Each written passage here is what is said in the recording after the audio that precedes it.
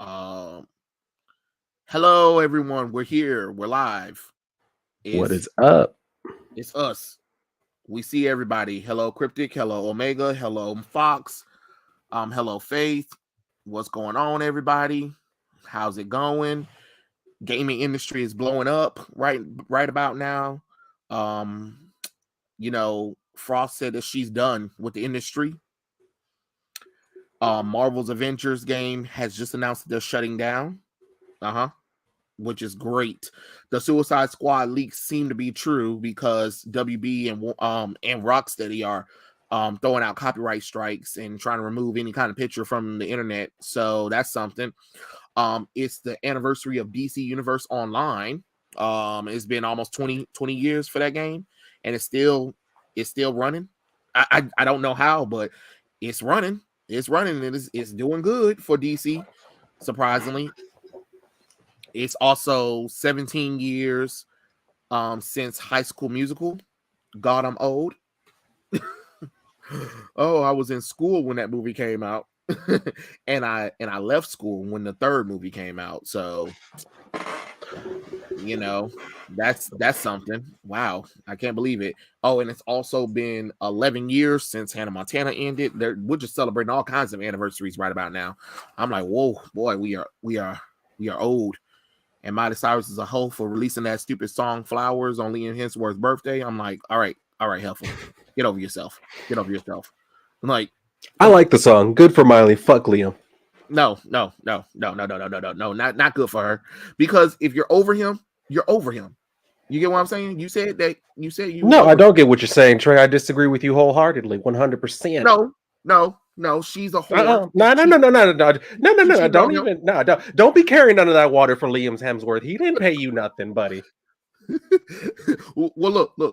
I don't like neither one of them, but I'm just saying it's petty. It's kind of like because think about it. Every time she makes a song or whatever, it's always like a direct jab at him, and I'm like, girl, if you said that you moved on, in many don't have interviews talking about you moved on from him, and then make more songs or make little slide jabs at him. He's living his life over in Australia. Leave it alone, girl. Go and be a host somewhere else. That's all I'm saying. That's all I'm saying. That's all I'm I saying. mean, that's kind of what she did, and that's what I think about it. She was actually in the video. She's showing where he was being a hoe at. That's my favorite part about. I'm like, get you yours, girl. Get you yours. from what she said, but let's be honest, I don't believe a word Miley said. Miley been a host since she was 15, so I don't know like about all that. oh I'm not come gonna on. speculate on nothing like that. Come on, let's be honest. I Can't Be Tamed came out when she was 15. All right. Yeah, but And who wrote that song? who says that she wanted to do it? Who also let her sit down Well, in if an she was interview? 15, she couldn't say shit about what she wanted to do. Yes, Other she could people have. were Yes, she speaking could have. for her. Yes, she could have. Yes, No, she could no, have. she could. At 15, you gonna Yep. say at 15 she had Yep. control like that? Nah, you done lost all your damn mind. You done smoked the whole bag of crack tonight.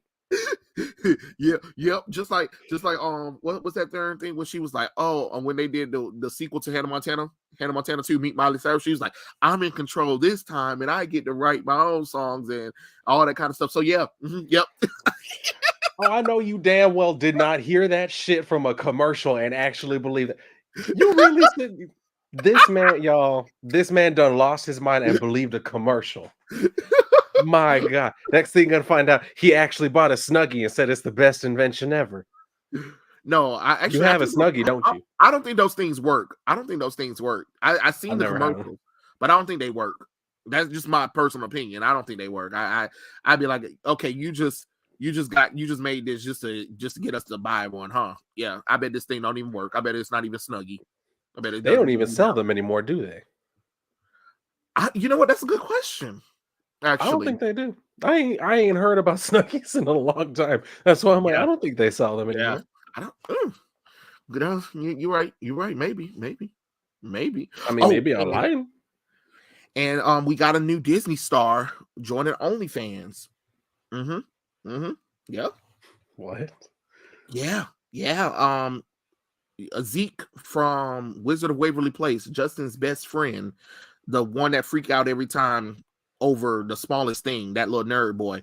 Apparently he opened up OnlyFans. I can't And remember what he looks like. what's his name? Dan Benson. Dan Benson is his name. And he has an OnlyFans, and yeah, he got an OnlyFans. And he explained the reason why he got an OnlyFans is because when during the time that he was an actor, I guess he had a girlfriend or whatever, and they teenagers sharing photos of each other, and the girl must have posted his pictures on the internet, and it almost lost him his job or whatever. And after Wizard of Waverly Place convinced Disney to let him stay on or whatever, after that people kind of avoided him. It's the same thing, like what happened to Vanessa Hudgens when her photos came out. It almost ruined her career or whatever. And he was talking about how people only see him as this kid instead of seeing that he's growing up or whatever. And he was like, well, fine, if people are going to take my photos and spread it around the internet, I might as well get paid doing it, because nobody, when you're a kid in Hollywood, he's going on auditions, but all they can think about is that scandal of him being naked or whatever, which caused him to have not have any jobs or whatever. So he said, bump it. If people are gonna take my photos or whatever, I might as well make money from it. And that's what he does. And actually, you can look at him on Twitter. You can actually see him on Twitter. He's doing OnlyFans. Yep. So, but okay, so like he was. I guess that's the part that. Well, you know what? He's an actor, so yeah, I guess that's fine. Because I was gonna say like, but well, obviously he's into women because that's Yeah. who he was sending the messages to. But obviously his subscribers would be men. That's why I was like, but all Well, right, he hey. trust me, he knows, Dylan. He knows. That's why I'm like, and that's why I figure, he's an actor, so I'm sure, yeah, he's able to be more comfortable with it than I guess other guys would. He just not only that, he just had promoted a video that he filmed with some Asian chick, and Lord have mercy.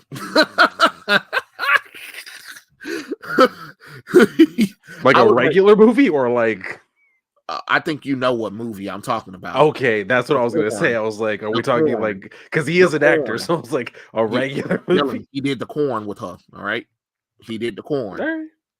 All right. You know what I'm saying? I'm just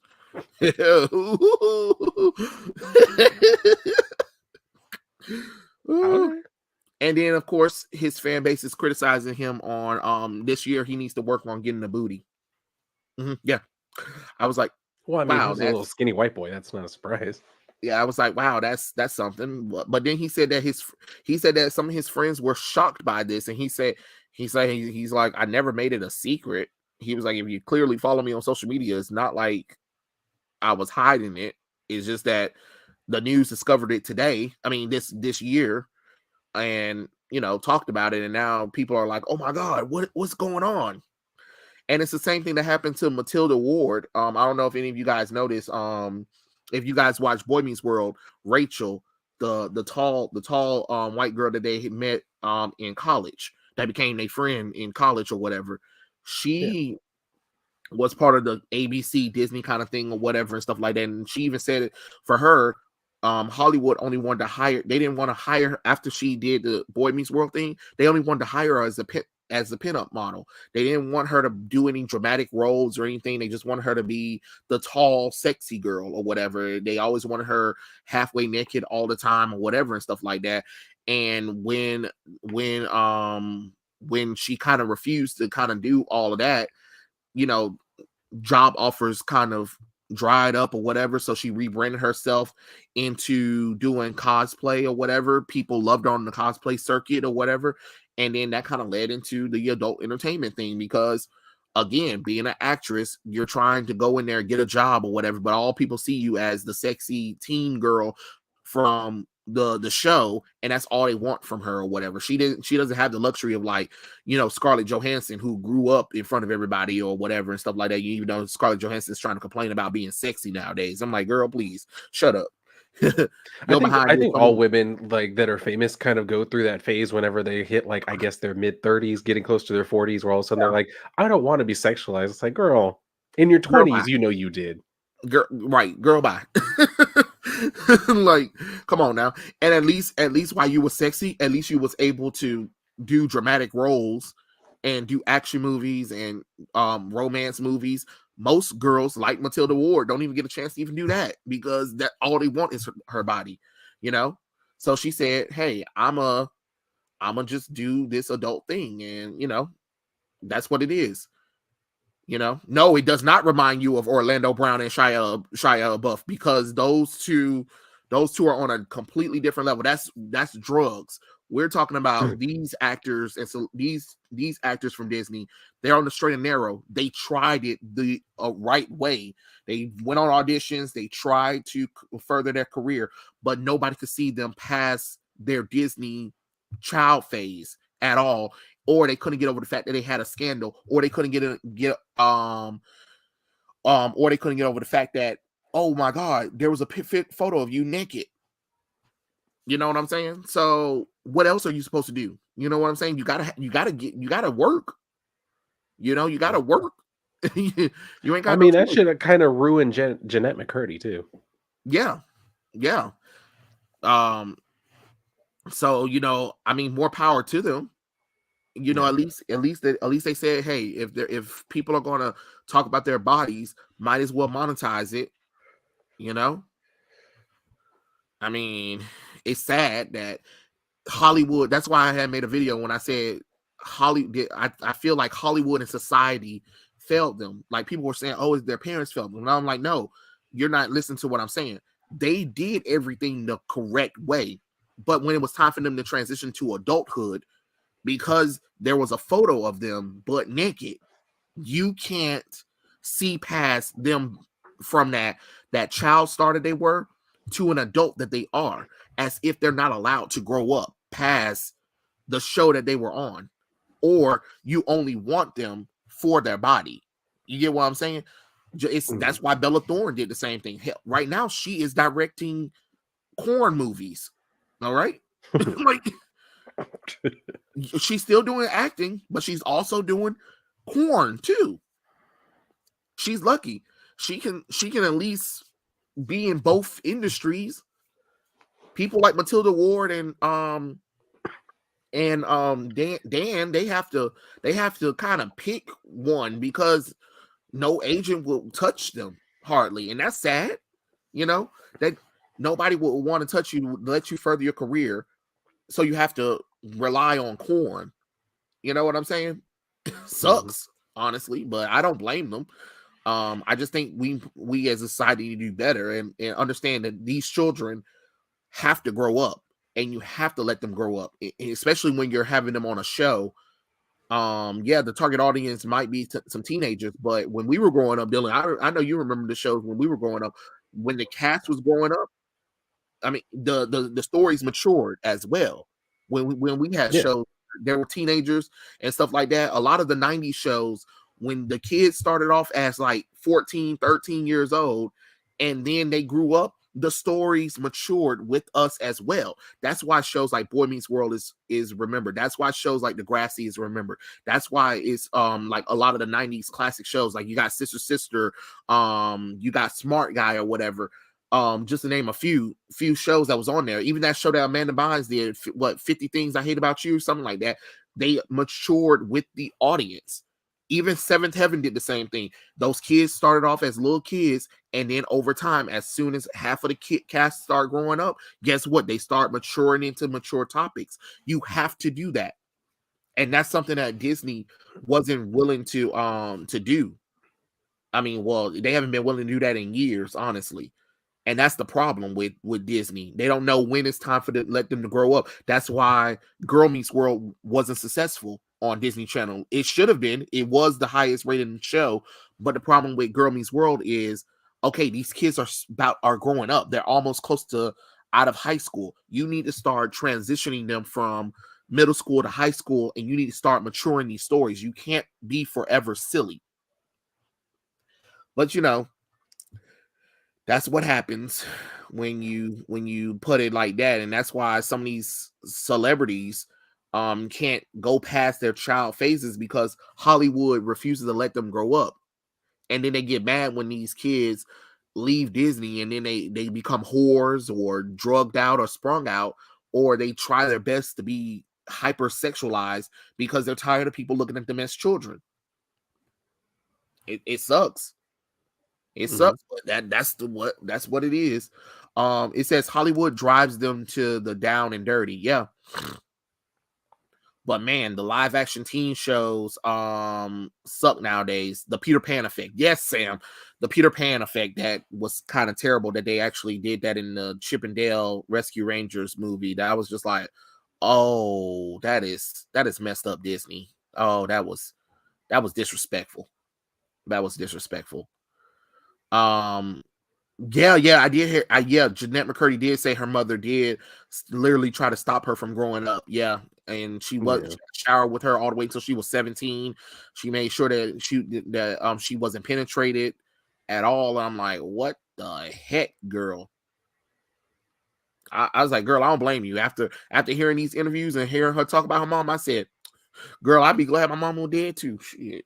Yeah, I was gonna say I understand now why she chose that title for her book. I was like, when I first heard it, I was like, that's a little bit too much, girl. But after hearing the things that were actually in the book, I was like, that's fair. Even hearing, even like I heard people even like read some of the moments, and I was like, oh, okay, I can understand why you said that, because I would have said the same thing for mine too. I would have said the same thing for mine too. I would have been like, whoa. She was free. She was free. Oh, and today is the last day for Splash Mountain. Oh, that's right. They're changing it already, right? Yep. Good old Splash Mountain is closing. Rest in peace, Splash Mountain, because apparently you're too racist. Even though you came from Negro spirituals, but you know what? We're gonna pretend like that doesn't exist because it's racist and offensive to black people. Yeah. So, in your place, we're gonna get Tiana's place. Yay! Where the first Disney princess that's black was a frog most of the damn movie. Yay! Hopefully, her new show won't have her as a frog, because Disney's trying to go in on trying to do a lot of Princess and the Frog stuff now. So hopefully we'll see. Oh, and congratulations to the real Princess and the Frog, the real Princess Tiana, Nikki Nani Rose, married. And she did it in private, and people just now finding out. So yeah, she got married last year, and nobody knew until now. She's been married for about 4 months. So hopefully she'll have her little happy ever after. Hopefully we'll see some little frog babies in the future. You never know. You never know. So hey, it is what it is. Oh, and rest in peace to Regina King's son. This weekend she celebrated her son, because if you guys know, he committed suicide last year around this time, after he celebrated his 27th birthday. And I'm like, oh dang, and that was her only child. Oh, and apparently Jason Pearson, I don't understand, I don't know who the hell Jason Pearson is. I know he works in the comic book industry, but I honestly I don't know. I don't know anything much about him, so it's sad that he died. But yeah, okay. Because I don't know him. I don't know. I don't know if know him. Honestly, I ain't never heard the name. So, with all due respect, I'm not trying to be mean or anything. I just don't know the person. Honestly, do you know the person, Dylan? I'm not really not being disrespectful. I just don't know who the person is. Yeah, no, I'm not overly familiar with his work, but I had seen some stuff from him. Yeah, it was really sad. As people have pointed out, he had, things that he struggled with his entire life, and it's just it's always a sad situation when somebody, deals with that, and then when they get something else, like cancer, and then they pass away, all of that, it's terrible. And yeah, it's terrible the way that some people treated him in life. Mhm. Granted, I get it why people may have been upset with him based off some stuff he said. Whether you agree with the sentiment or not, when that type of sentiment is directed towards you, obviously you're going to react in some type of way. Do I think people took it too far? Absolutely. But Yeah, yeah, that whole thing, it's a tragic situation. I think if anything, what people need to do with Jason Pearson is remember the good things about what he contributed and try to just forget about all that, because it really ultimately doesn't contribute anything anymore. What he said, whether you agree with his sentiment, again, whether you agree with it or not, that's not really important anymore. There's a man who's lost his life, and there are people who loved him who are now hurting, and that needs to be the focus. exactly. So Because I know a lot of people. I didn't watch the Perch video because I didn't know who he was. So I don't know. All I know is Mark Wade and him had a issue. So it is what it is. Honestly, I yeah, do not really. I didn't read anything about it because I was like, oh, it's just another comic book artist and stuff like that arguing with each other for no goddamn reason. What yeah, needs to and happen is it's they need to like learn how to respect each other. Even if you exactly, don't like opinions, the back and forth, what was going on or whatever, like Dylan just said, whatever you don't like about the man, that's okay, but honor him with the work that he left behind. Because I just looked up his work. I've seen his work, but never knew the name because honestly, Mhm. nobody talk about him. Um, he does some good work, and it's sad that instead of us celebrating him, people are bashing him, or I guess, or dogpiling him about some stuff. It's the same thing as when Yeah, Stan Lee died. Like, are you guys kidding me right now? Legends died right now. Like, we're losing comic book legends right now. You do realize that we don't have barely any legends alive. That when they die, once they die, that's it. Because the people that they got right now that are in the comic book industry, they won't be remembered fondly. Like, with all due respect, if Dan DiDio died right now, what's gonna be said about him? How he ruined DC comic books. Tom King, Tom Taylor, let them die right now. What will be their what will be their legacy? Subversion of expectations and the destruction of Superman's son. You know what I'm saying? We we we can't keep doing this. We need to. Well, us fans, we're fine, but the comic book industry needs to change. That's ASAP Rocky. They just need to change because nobody should go through this kind of stuff. We need to be celebrating these legends because without these people putting their foot out the door, without them trying to make comics experience that people will love, the comic book industry wouldn't be here today. It's barely holding on right now, you know? mm, You know, does someone like Dan Slott and Joe Quesada deserve respect, especially with his piss poor handling on Spider-Man? Dan Slott, hell no. Dan Slott do not deserve respect at all. Honestly, he's probably going to go down as like one of the worst Spider-Man writers of all time. Honestly, and everybody thought it was going to be J. Michael Krasinski, and Joe Quesada actually revolutionized Marvel. So we can't take that away from him. And he's very talented, honestly. The only thing that he messed up with was that agreement to get rid of Peter Parker's marriage and events. He's the one who brought in too many events and ending Peter Parker and Mary Jane Watson's marriage. Other than that, Joe Quesada will be remembered more respectfully than Dan Slott because there's not really much on Joe Quesada that you can be like, oh my God, Joe Quesada did this wrong. Joe Quesada did that wrong. No, Joe Quesada pretty much did a lot of good stuff that revolutionized Marvel. So you can never take that away from him. But Dan, the only thing Dan got on us is what? He gave us Spider-Verse and he gave us Superior Spider-Man. other than that, what else? Like, what else is there to be remembered from him? Nothing.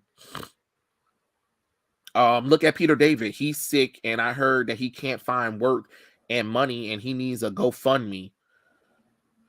Well, no offense, that seemed like a personal problem at this point. Because again, what do y'all want us fans to do? Okay, we'll help you guys out, but then y'all go back into the industry. Let's say, for instance, we help Peter David out, right?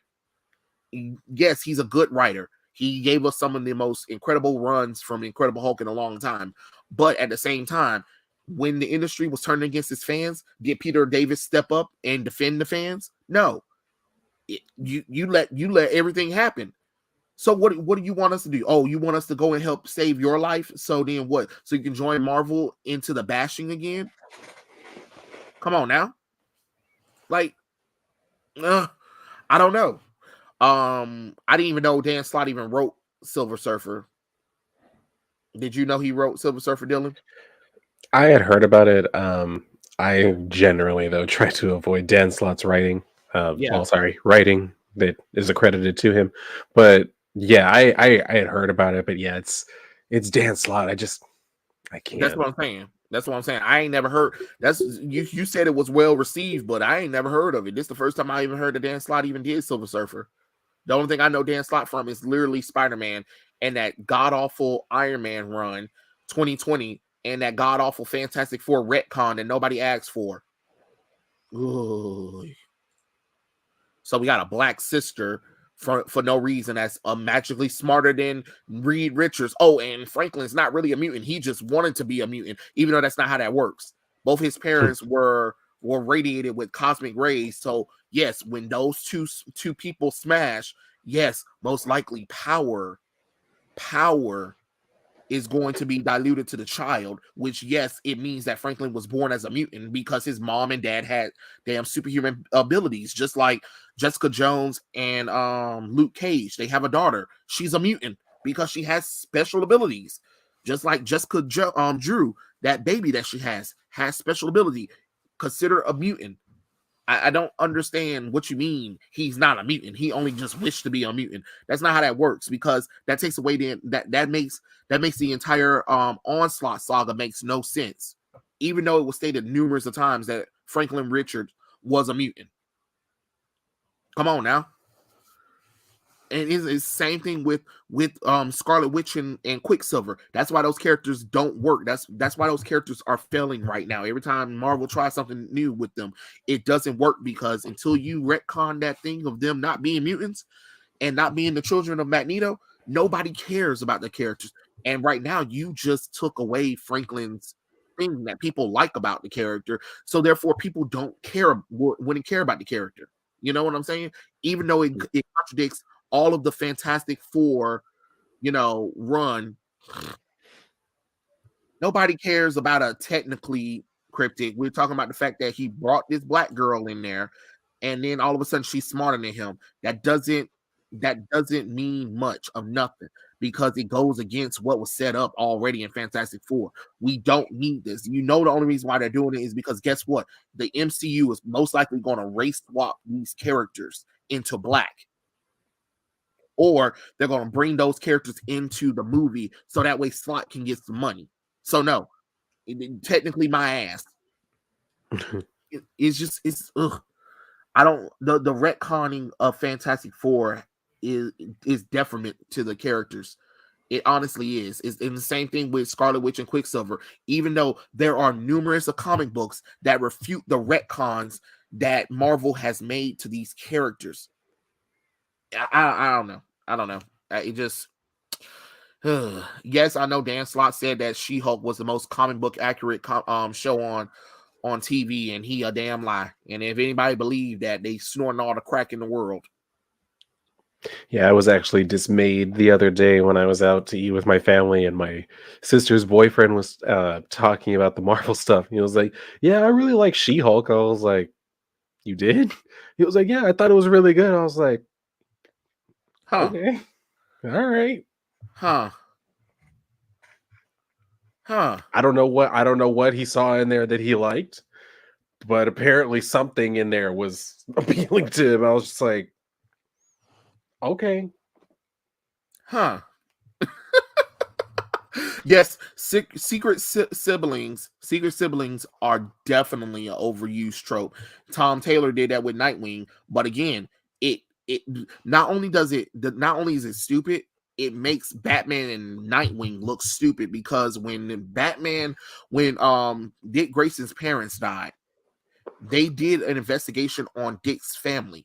Any family that he had, there's a reason why Bruce took him in immediately, is because there was no living relatives that could take care of Dick Grayson. And you mean tell me Batman wouldn't have known that Dick Grayson had a sibling? If anything, if you were going to introduce that concept, you should have introduced that concept during the Court of Owls, where we realized that Haley Circus was also a front for training the talents. Now that could have been something, and then his sister, his secret sister, could have been one of the members of the Court of Owls or something like that. And the reason why Batman wouldn't know anything is because there's no data on her. But this girl right here, Melina, there's data on her. And you mean tell me both Bruce and Dick Grayson never looked into Dick Grayson's dad and mom's past? Come on now. That it makes the characters look stupid after a while. Batman Forever gave Bruce a brother, apparently. I don't remember. I ain't even about to lie to you. Yeah, I'm calling it right now. Steve Rogers will one day have a secret sibling when his dad got drunk, slept with a prostitute, and somehow that child got frozen. I wouldn't put it past them. That sounds about right. I get the feeling what'll happen is like, why am I speaking this into existence? But still, I wouldn't be surprised, yeah, if his dad like slept with some like Puerto Rican like prostitute or something like Yeah. that, and then like because of racial segregation, the kid went to the war too, and somehow also ended up in ICE just for different reasons. Yeah. He was experimenting on become Captain Lucha. Yeah. Mm-hmm. And he was fighting on the side of the of whatever, the right side of the thing against Nazis or whatever.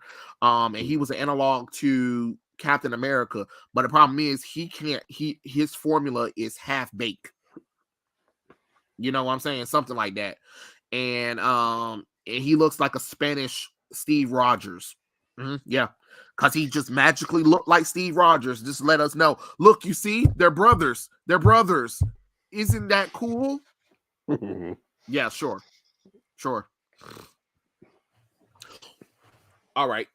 You know what I'm saying? So Yeah, no, I'm also over the whole like secret sibling thing because it's not interesting. It really isn't. Like it's literally you creating a new character. That's all it is. yeah. Doing the whole it's a secret sibling thing is just saying like I didn't have enough faith in my character to let it stand on its own. I had to tie it into this other popular thing.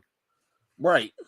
Like you could have just made it where these characters are like supporting characters of the thing. You remember back in the day, when they wanted to introduce a character and had them tied to a existing character, they would introduce them as like a plot thread that was integral to that storyline, but it wasn't like, oh, they was just shoehorned in.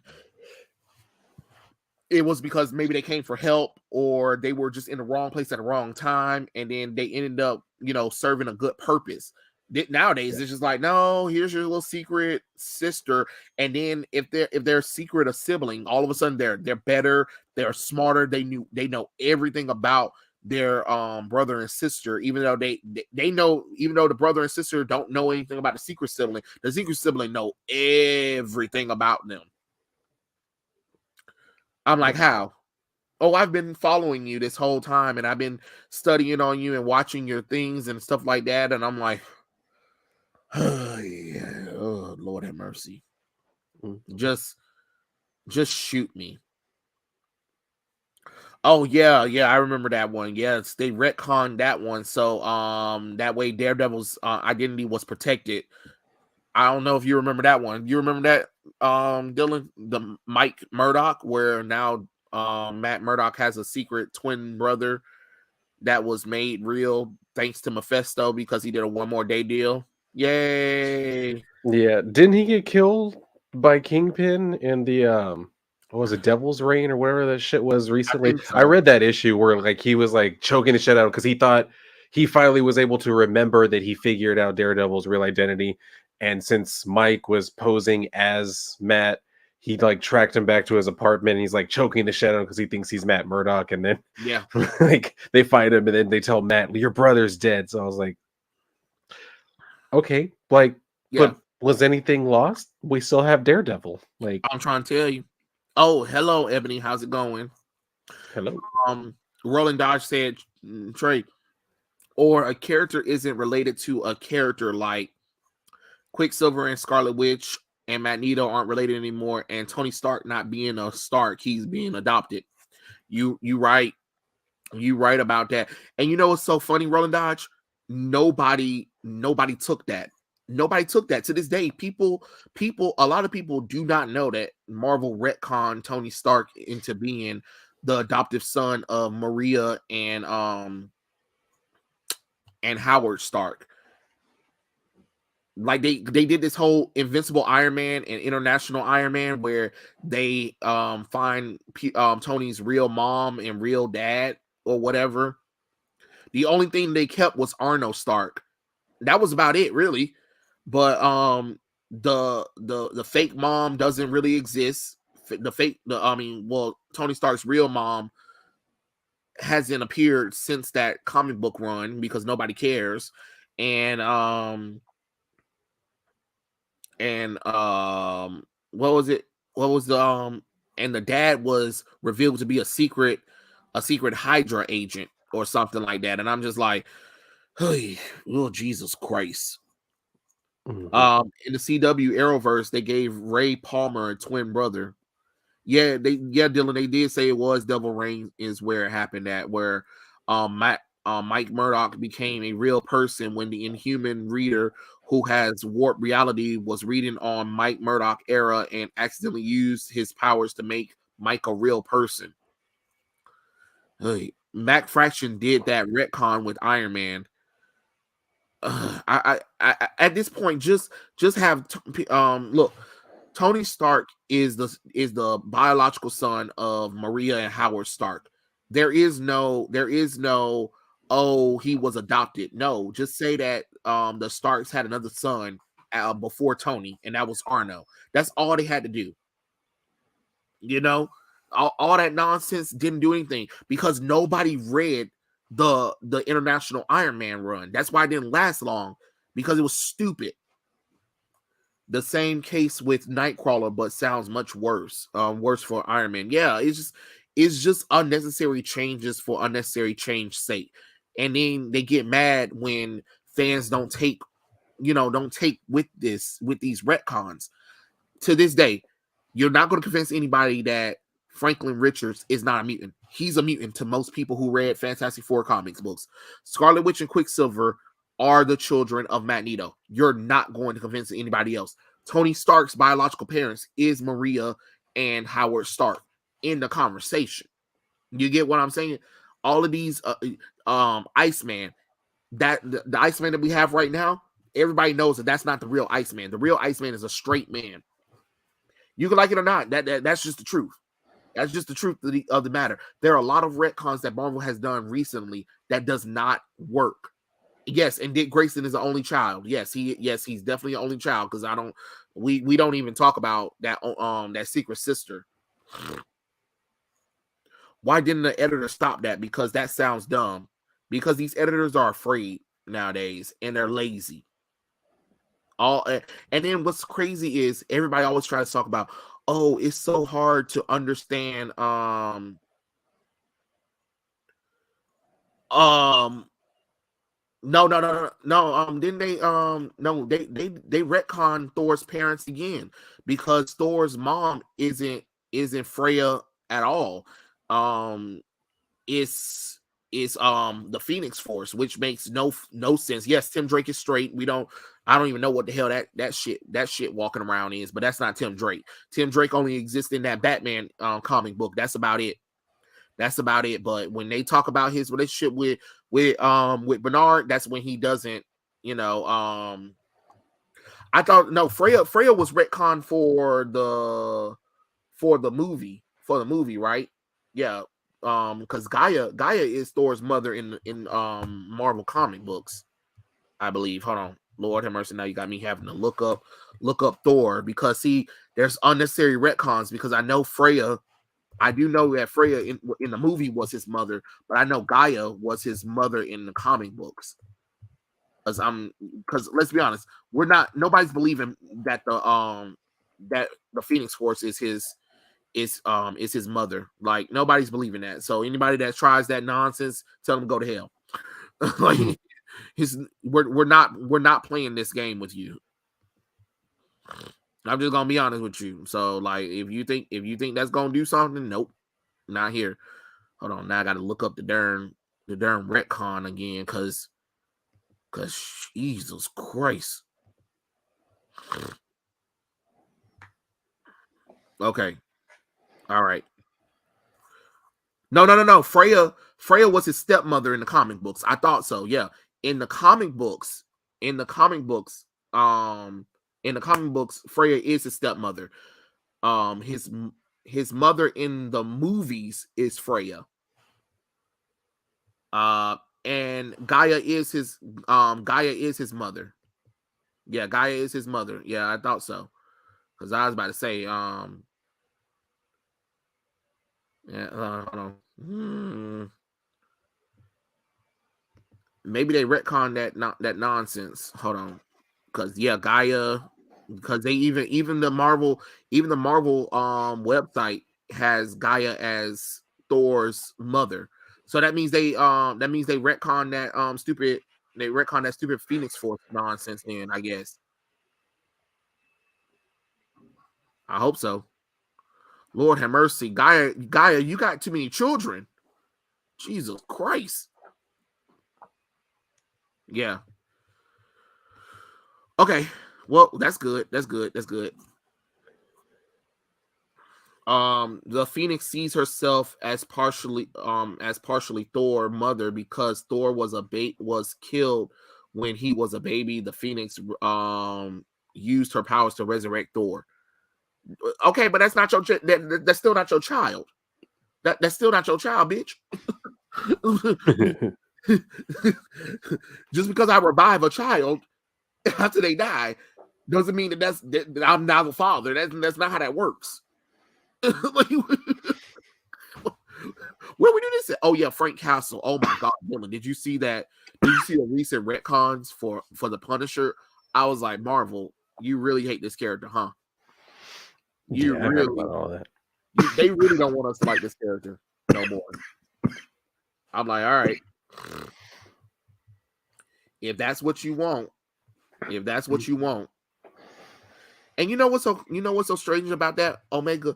They say that comics is complicated. They said the continuity is complicated, but yet here we are talking about the timelines and how it could work. How, if these editors just take some time and understand their own universe, it's not that hard. It is really not that hard. Yes, sometimes me and Dylan might miss a few key moments, but for the most part, we can keep the continuity together for DC and Marvel better than the editors that are running DC. And then again, when us real comic book fans, the fans of these materials call that stuff out, what happens? Stan accounts who ain't never read the comic book before, or the comic book writers or artists want to tell you, shut up, you don't know what you're talking about.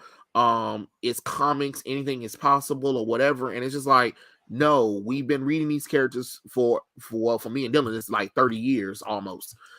Don't tell us what these characters aren't when it's like over 60 years for a lot of these characters' history and lore. Come on now. Just stop it. Comics is not really complicated when you stop and think about it. The same thing applies to continuity. It gets complicated when unnecessary fixes are done.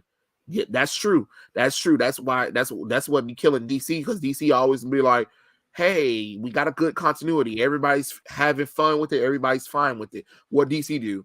Well, this part of the continuity don't make any sense, or why this character exists when this character don't, or whatever, even though You kind of explained it already. So let's go back and retcon it or make an event about it and then turn it into some kind of crisis event just so we can explain unnecessary continuity fixes that nobody asks you to change.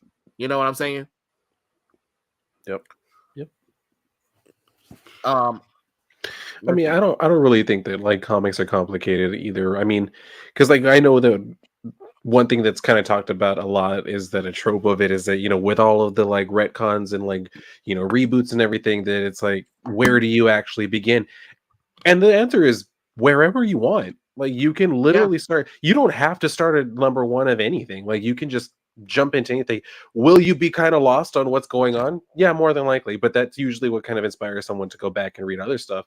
And if they read an entire run that they start out with, they like it enough, then they'll go and start, reading other stuff. But there's no real obligation or requirement for you to read like Thor from the 60s and the 70s, then the 80s before you can start reading today's Thor. Like you can start reading the issue that comes out, at this time, start reading it and have your knowledge going forward. But you got to get into it somewhere, which is what people don't do. They wait to be told, "Oh, you got to read this issue, you got to read that issue," and then that's kind of what they go off of. But that's not how you have to do it. Just get into it. Like he said, for me, how I got into the comic books was literally picking up a comic book. I'll tell you right now, the X-Men 28, number 28, and that was the issue that Jean Grey versus Sabretooth. Picked up that book.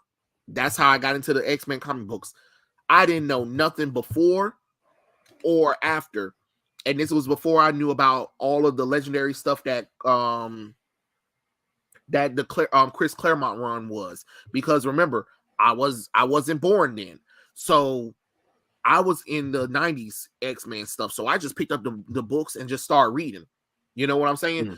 That's how I got into X-Men. And then I went back when they started referencing stuff, and then when they had analogs of, oh, it takes place in this issue, here's X-Men number 1 for your viewing, or here is Uncanny X-Men issues 235.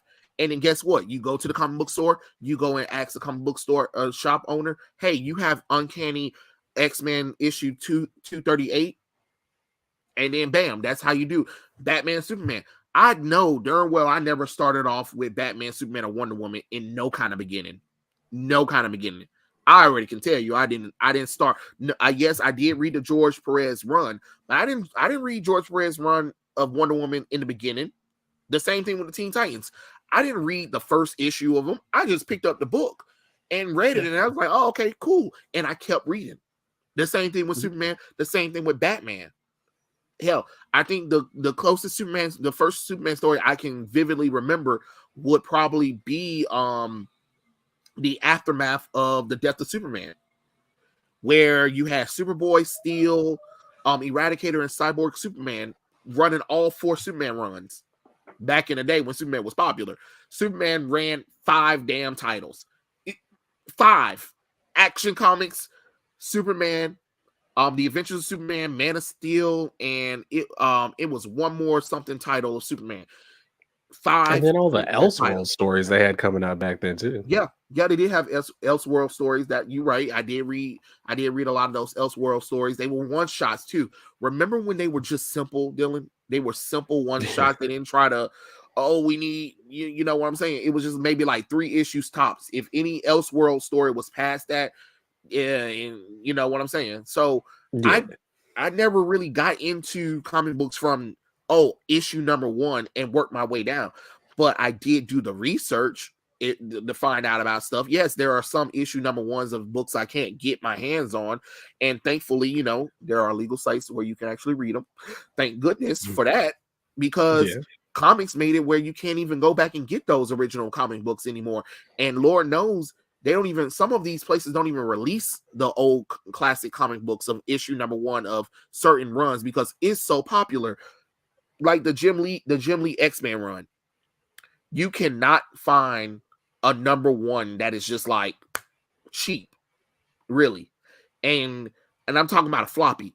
And you can barely find a collection because the collections is sold out depending on who gets it, or Marvel makes it where it's so expensive that you're just like, am I willing to break the bank for it or not?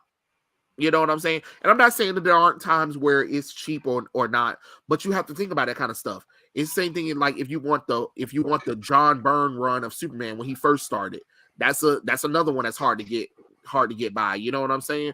The same thing with the Batman Neil Adams run. They're hard. Some of this stuff is hard to get by, and it's not our fault.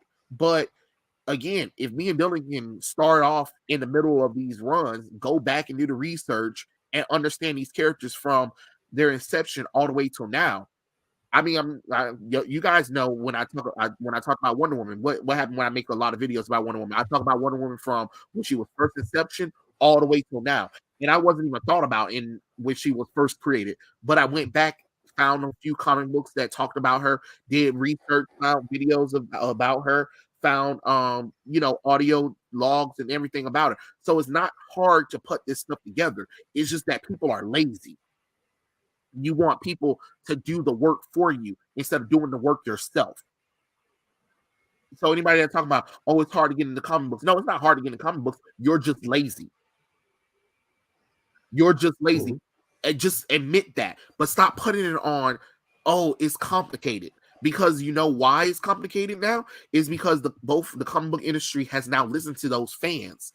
That's why we got the New 52. That's why we got All New, All Different. That's why we got Ultimate Marvel at the time, because they were listening to whining bitches who were complaining about, oh, it's too hard to get into comic books. Oh, okay. What if we renumber and reboot our universe? That's what DC thought. And yet, what's happening? They can't even get out of it. They can't even recover from the New 52. Still trying to struggle to recover from that bullshit. Mm-hmm. You know? So don't tell me it was hard, because and you remember, we grew up where the internet was just starting. So it wasn't you could go online right quick and figure it out. We had to do the research. You had to go to libraries if you really wanted to understand. Y'all remember? I don't know if any of you guys remember. They did have a registry of comic books. If you wanted, you had to go to certain libraries in your city that had the information there, and they would tell you how to get that stuff. It was a lot. You had to do research. If you really wanted to, you had to do research. You had to go to comic book stores. You had to, hopefully you knew a friend that was into it and stuff like that. And again, remember, this was also the time that it was taboo for people like me and Dylan to really even be into comic books too. So that was a lot of other stuff too. So do not tell me that you couldn't put that stuff together. If I can do it, me and Dylan can do it, people can do it. And again, this was before the internet. You know what I'm saying? So it was just a lot of hereby stuff. There was stands in the store. There were stands in grocery stores. Publix and Kroger used to have comic book stands where there was a whole entire reading area where you can pick up comic books. So again, I'm just saying, don't give me no excuses about what you couldn't get or where to start. Sometimes you just start. That's all it takes. Just start. Yep.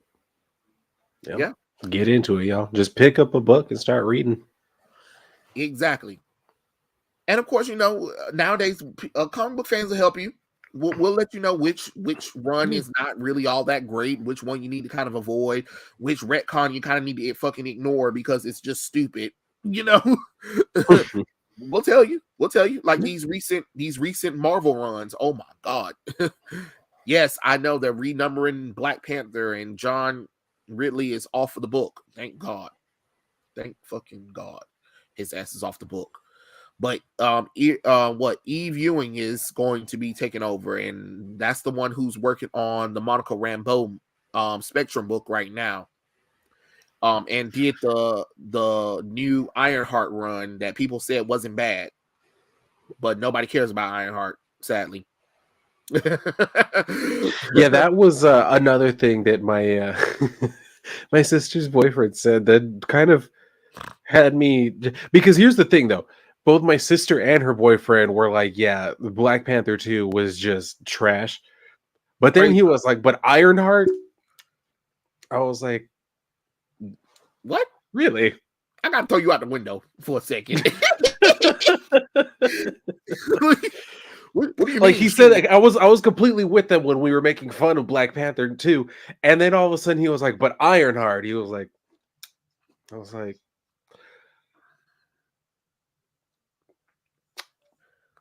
okay, all right, I think we're done here then. Right. Check, please. Where you Yeah, going? I don't know what waiter. what you want me to say to you. I don't know how to reply back to this. Yeah, like you just made it awkward. Right. Like, have you seen Kelly Jones Batman? No, I don't think I have. Let me see. Kelly Jones Batman. Kelly I'm not Jones. the biggest fan of Kelly Jones's art.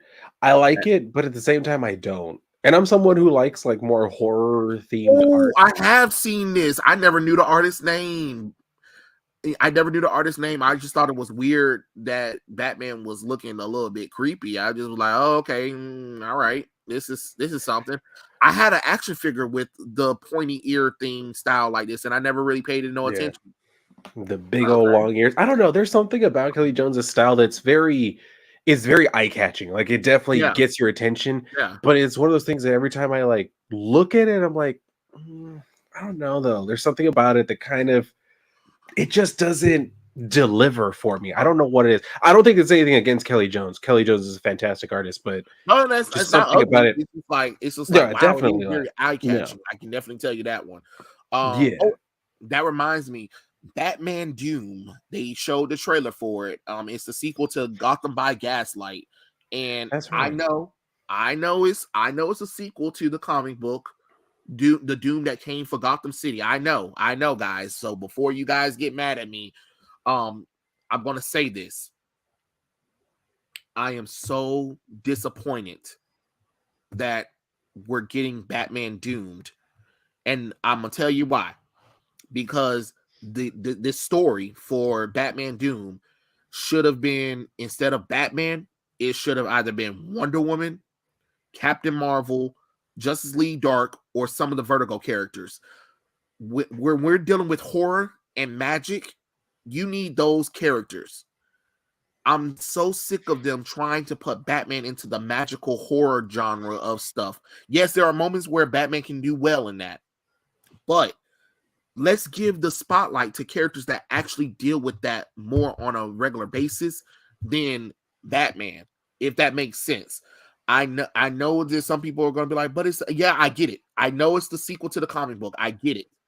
But this story would have been better if it was like Justice League Dark Doom, you know what I'm saying? Or Wonder Woman or Vertigo or Constantine. Like there's, especially the Vertigo line. Do you know how many characters in the Vertigo line does well with horror and magic?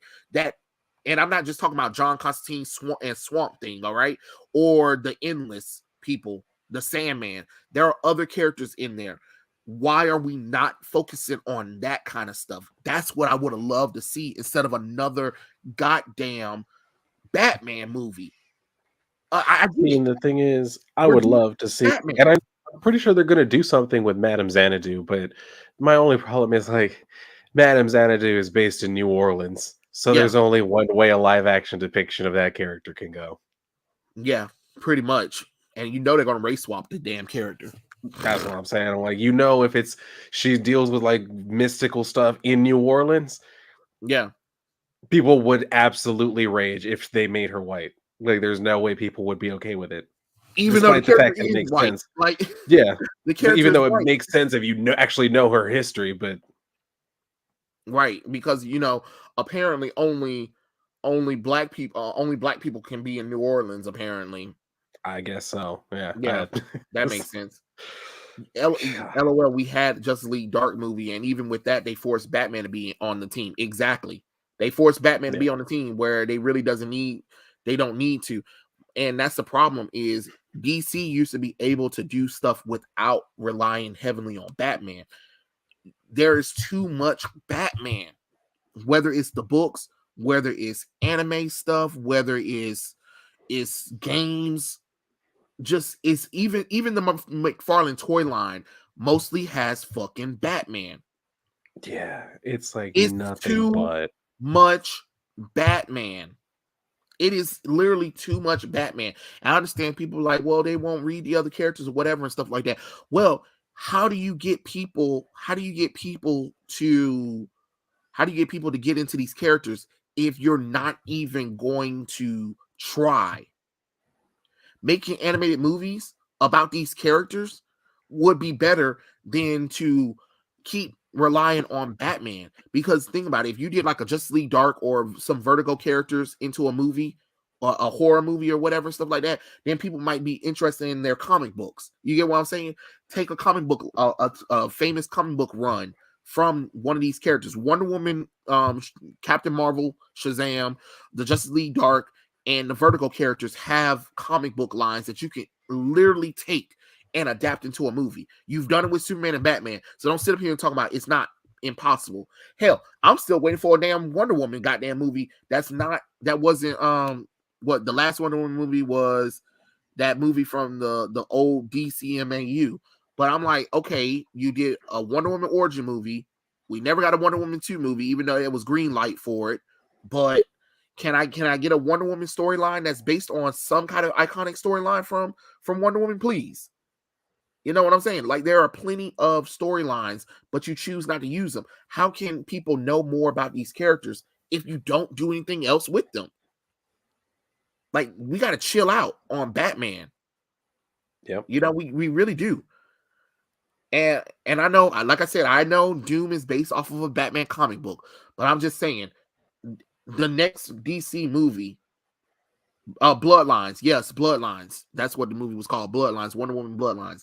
The next DC movie that's outside of the new Tomorrowverse needs to be something that's not Batman or Superman. Figure it out. Don't care, but figure it out. That's all I'm saying. And I'll leave it at that one.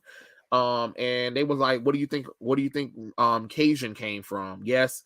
Oh my God, Dylan. That means that if they do X-Men, that means if they try to do a Gambit, they might make Gambit black. I wouldn't be surprised. And Gambit's from New Orleans. Oh my fucking God. I'm telling you, you know, if it's New Orleans, that's the only way people are going to look at it anymore. I have no idea why. Like there's no like they still have a diverse place. It's this. I don't Oh, know, oh yeah, something you're right. about it. Something about like Cajun culture. There's this belief that it only goes one way, and I don't know why. Yeah. It's the weirdest shit.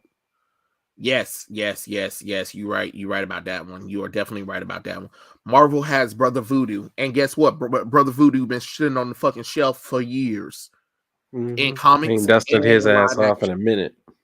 And what will happen? Well, Jewish, whatever his name is, who played Mordru in Doctor Strange, he could have been Brother Voodoo, but now let's make him a race swap Mordu. I'm like, Lord have mercy, Lord have mercy, give me strength, Jesus, because every time they have opportunity to bring in a black character, they was like, nah, fuck that, we gonna race swap the white character to black though. Okay. And you know what's so funny is I heard this from a person that was talking about it. They were saying like how over in Europe, they think that we have a large population of blacks and gays because they see it on TV so much. They was like, so the United States is That sounds about right. full of, and they were like, no, and they was like, really? Because the way TV and stuff is promoted, it seems like United States have a large population. No, the United States don't have a large population of blacks and gays. That's the problem. That's the problem. We don't. We don't. So why do it? I don't know how to explain it. I don't know why they do it.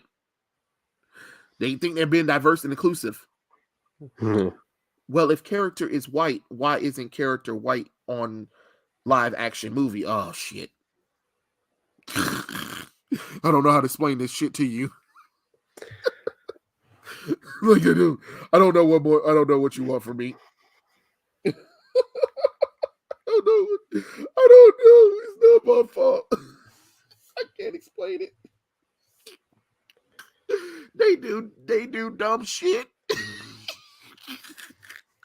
Yes, they made the ancient one a white woman instead of a Tibetan because they didn't want to offend China ass. Well, China would have Of kissed all course. my ass because they would have been offended. I'd be like, that's what it is. That's what he is. Yeah. Will comics ever be good again? If you can get the right people and passion for it, you need people who are passionate about comics to work in comics. And right now, the way the industry going, hell no. Even me and Dylan, we might be passionate for it, but I would never work for DC and Marvel anymore. No, that dream has been crushed years ago. And you see, they're not paying their writers or their artists hardly. Oh no, oh no, oh no, no, no, no, no, no, no way. Yes. Just another day at the office, ADC. Yeah. Blue Marvel, the same thing. Yes. It would have been nice for Blue Marvel to appear, but no, instead we're gonna race swap Wonder Man. And it'd be funny as hell. They'll show the white character from the comic books or the book or whatever, and then they'll have a black actor next to him. See, they look alike, right? What? What? No, no, no. They completely don't look alike. That's the problem. That's why everybody's having an issue with it. It's the same thing with The Last of Us. How the hell you get Pedro Pascal and biracial black bitch and talking about, oh yeah, look, they look like Joel and Ellie. Joel is a Texan Southern man, and Ellie is a redheaded white girl. You notice how Ellie is a red, Sarah, and Sarah was a white girl. How did we get to biracial black girl and Latino Joel? I hello, it makes no logical sense, and it's not my fault that my eyes can't get over or my brain can't get over the fact, like, well, Ellie and Joel are white in the video game, and Sarah was also white before she died, but now she's black. She's half Latino and half black in this show for no reason, and Joel is Hispanic for no reason, even though he's supposed to be white, and the leader of the Fireflies is nothing but a whole bunch of black women. Okay. And Test is older and uglier as well. Okay, all right, huh? And the girl that plays Ellie just admitted that she's some kind of LGBT person at the premiere of Last of Us, and Ellie is also LGBT in the video game. Wow, that is a lot. That is a lot. Did you guys enjoy all of that? Did you enjoy how none of that made logical sense at all? At all. And you wonder why people question it. But good news, Mindy Kanley's show, Vilma, is rated one of the worst shows of all times. Congratulations, Mindy. Congratulations, Mindy. You know, I have not watched it. I will not watch it. Dylan, have you No, watched it?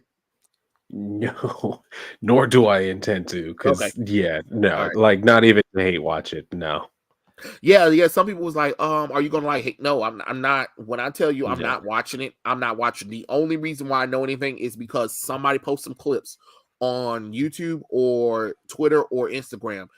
That's the only reason why I know anything that's going on about Vilma is because of that. If this didn't happen, oh no, I would not even know anything about it at all. Like, no, that show by the looks of it looks gross. Mm, And it's probably mm. terrible. And Tim Drake, the same thing, a bisexual teenager, Trey. Yes, this obsession with making children gay is weird too. I know. I fantasize about Caitlyn a lot. Oh, congratulations, Omega. Hate watching and still watching. Yeah, that's true. That's true. Yeah, That's that's why why I'm I'm not like, watching it. no. That's why I'm not. That's why I'm not watching. I'm not gonna give them. I'm not giving them the hate views for it. Like when I made a video about Vilma, the only reason why is because of all of the stuff that was on social media. If I wasn't shown this stuff, I wouldn't have never watched that show. And that's the God honest truth. Um, and And the announcement too, because Jason Momoa also announced that he just got out of a business meeting with Peter Gunn, or what James Gunn, I'm sorry, James Gunn, and Peter Safran and David Zasloff, and he's like, "Woo, thank you, I can't wait," or whatever and stuff like that. And then one of my homeboys sent it to me, and I was like, "I don't care. I don't care. Like, why would I get excited about it? Oh my god, he might be playing Lobo, and does he have a Superman to that Lobo? Like, you're gonna fast track Lobo over a Superman movie? Get out of here! Get out of here with that nonsense." And on top of that, is Jason Momoa is going to be willing to get buff for that role? Because Aquaman is lean. Jason Momoa is going to have to bulk, and he's going to have to be shredded bulk too. So I don't know how that's going to work, because Lobo is a huge man. I'm just being honest. Compared to what Henry Cavill had to put on, I don't know if Jason Momoa is going to be on. He's like, "Aren't you excited?" I was like, "No. Why would I care?" When I told you, when Henry Cavill got fired from DC, that was it for me. I do not, because I don't care. Why would I care about a franchise? Oh, let me get excited about a franchise. They're nothing. Oh, and all your little James Gunn defenders, where the fuck the announcements at, hoes? Where the announcements at? It's almost the end of January. It's almost the end of January. Where is the damn announcements at, Gun? Oh yeah, that's right. Because you lied, just like you lied about everything else, ho. That's why Grace Randolph and Den of Nerds were right about your monkey ass. I'm just being honest. Sorry. Um, but no, I was just like, I mean, yes, I do agree. I do agree. Jason Momoa should have been Lobo from the start. I definitely agree with that one. But I mean, again, we don't even know what the universe is going from. If they don't start announcing something soon, most people are going to lose their care for it, because there's no momentum right now. Not Peter, but James Gunn literally killed a lot of momentum that DC was having. That even though Black Adam didn't do as well in the theaters, there was momentum talking for DC. There was excitement for DC after that movie and after Henry Cavill. The sky was the limit, and Warner Brothers should have rolled that shit for all it was worth. That's what I would have did, but that's not my company. So what did James Gunn do? Oh no, sorry, Henry, you're fired. You're fired. And you saw the momentum that's happening for DC. Who's talking about DC in a positive manner right now? I'll wait.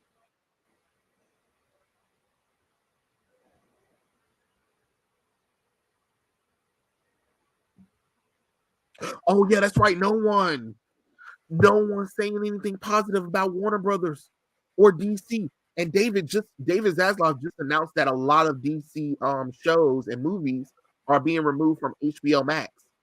So so the hype for HBO Max is about to die too, because a lot of that stuff is about to go off the program. So again, what's the point of getting hype about this stuff again? I'm just I'm just saying. I'm just saying. Okay, okay.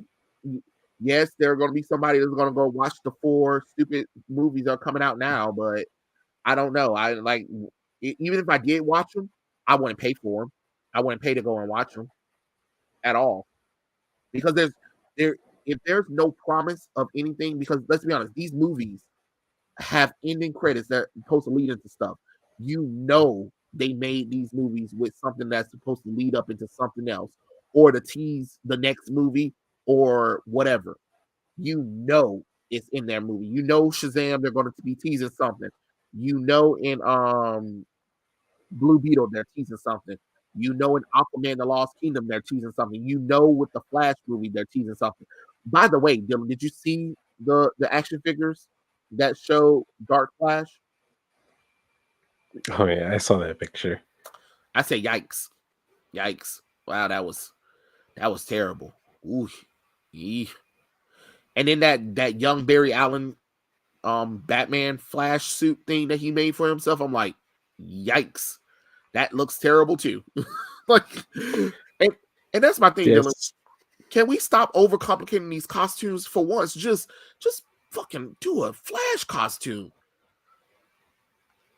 Yeah, I still don't understand the whole thing with him like having the Batman cowl that's like spray painted red. Like I don't I don't get it. I'm sure I'm assuming at least there'll be some sort of explanation in the movie, but I'm just like, well, why?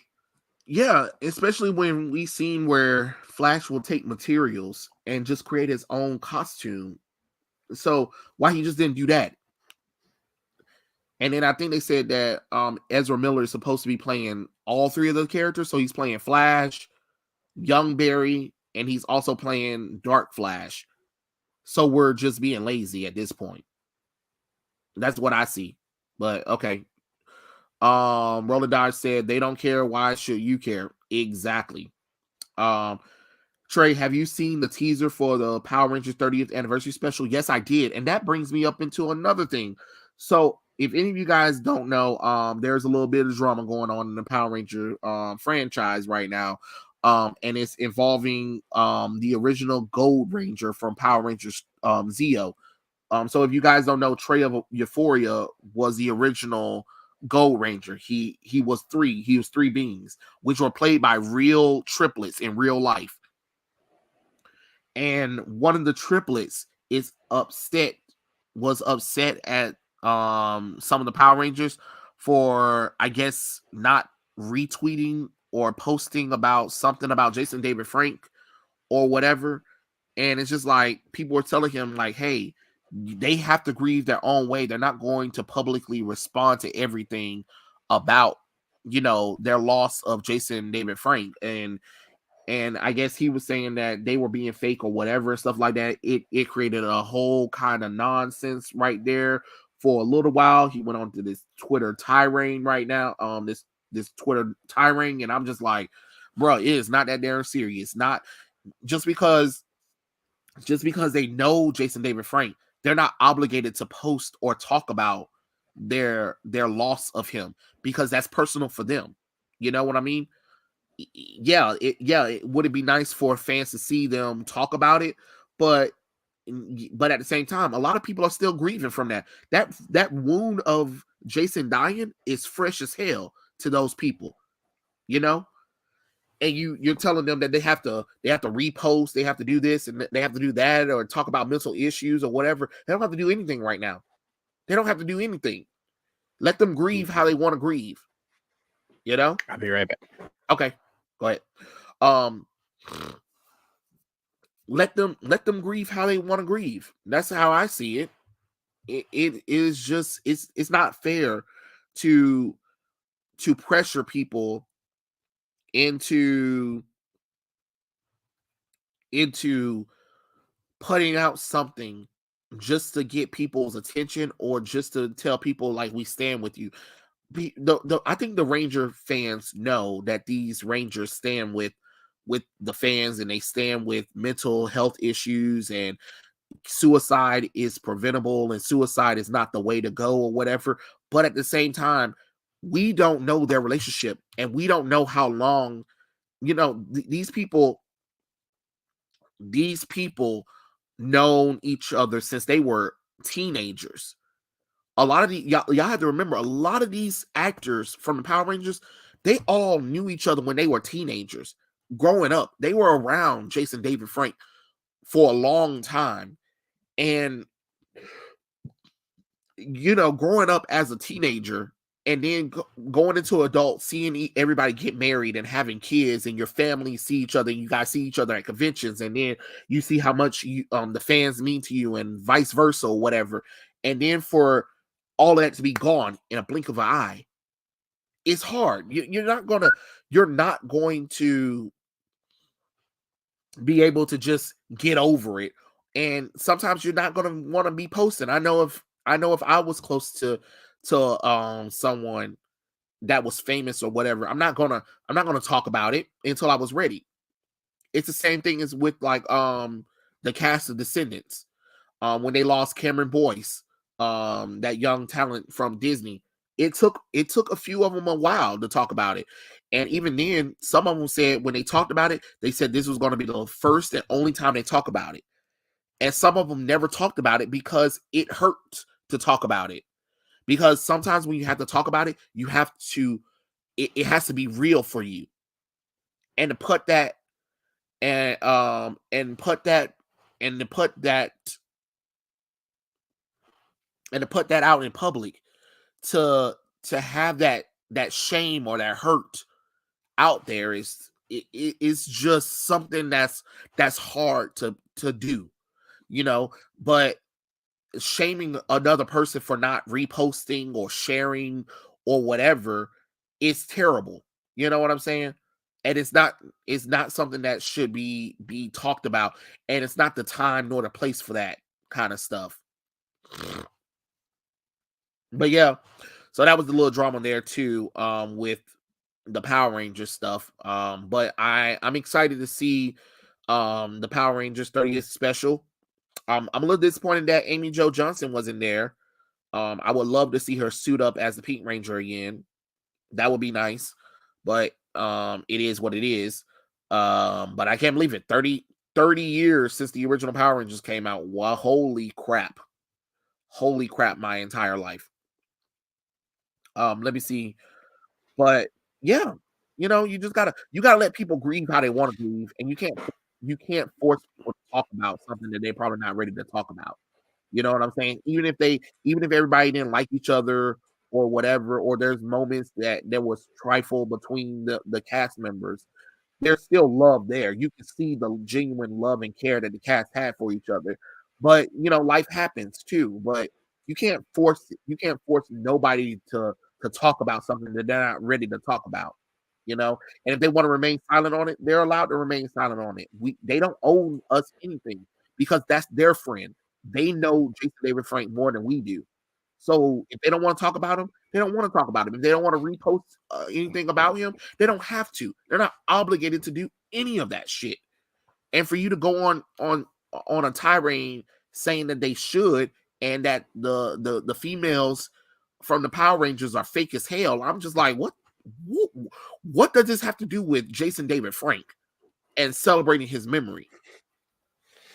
That's weird. But yeah, that was what I wanted to talk about with the Power Ranger thingy. But Dominic said Amy Jo Johnson was hit the hardest by Jason's death, much like the rest of the original cast. Yeah. She barely can keep it together when she did that live stream, talking about Jason. And you had because they were like, they were like best friends. They were really close, and I think they had their first kiss with each other on screen. So, that's a lot to go through. And then next minute you just like, y'all have to remember, a lot of these people just saw Jason before he died. Like it wasn't like, oh, they haven't seen Jason in a long time. Remember, the cast see each other frequently around. So, to see him, you just saw him last week, and y'all supposed to be doing a convention the week after, and then before that week, he done killed himself. Like, I mean, and then how do you not blame yourself for that kind of stuff? So again, it's hard, but I don't think they should be fighting about it. They should just be like, we're going to just do our best to move on and celebrate the life that Jason had, and call it like that. That's how I feel it. But I know I'm talking a lot, but was just saying that was just one of those weird things. You know what I'm saying? I mean, I don't know if you heard anything I was saying, Dylan, but you understand what I'm kind of getting at. Yeah, no, I know what you're saying. Yeah. It was weird that the guy start going on a tirade about that. I'm like, it's not the time nor the place for that kind of stuff. It's like, just leave it alone and let people grieve how they want to grieve. You can't force nobody to grieve loud or in public. It is what it is. So no reverse flash or zoom. Lane, yes, no reverse flash or zoom. Sadly. Just like the Flash TV show, just too dang lazy. Oh yeah, you're right, because Barry Allen was the villain in one of the seasons of the Flash. You right.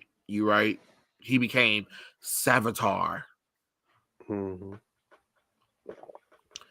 And Anthony said that we've been handed false promises too many times. It's just a little too late. Just a little too late, and I cannot wait. Anthony. I see what you did right there. My man. Yes, it's true. It is definitely true. How many false promises and false starts have DC given us for movies in the DC universe? Too many. So at this point, I'm done. I know Dylan said the movie he was going to watch was Blue Beetle. But like I said, for me, if I watch those movies, I'm not paying for it. Somebody gonna have to take me to go to the movie theater to go see it because I ain't paying for it. Or if I feel like going to the high seas, that's about all I got for you. That, but I wish WB and the all the luck in the world. Hopefully this gamble will pay off. And hopefully your decision to hire James Gunn was a great decision, and firing Henry Cavill was a good decision, and keeping Ezra Miller was a good decision, and keeping Amber Heard was a good decision, and firing Johnny Depp was a good decision. So hopefully that worked. Hopefully, maybe you can convince directors like Christopher Nolan to come back. Hopefully,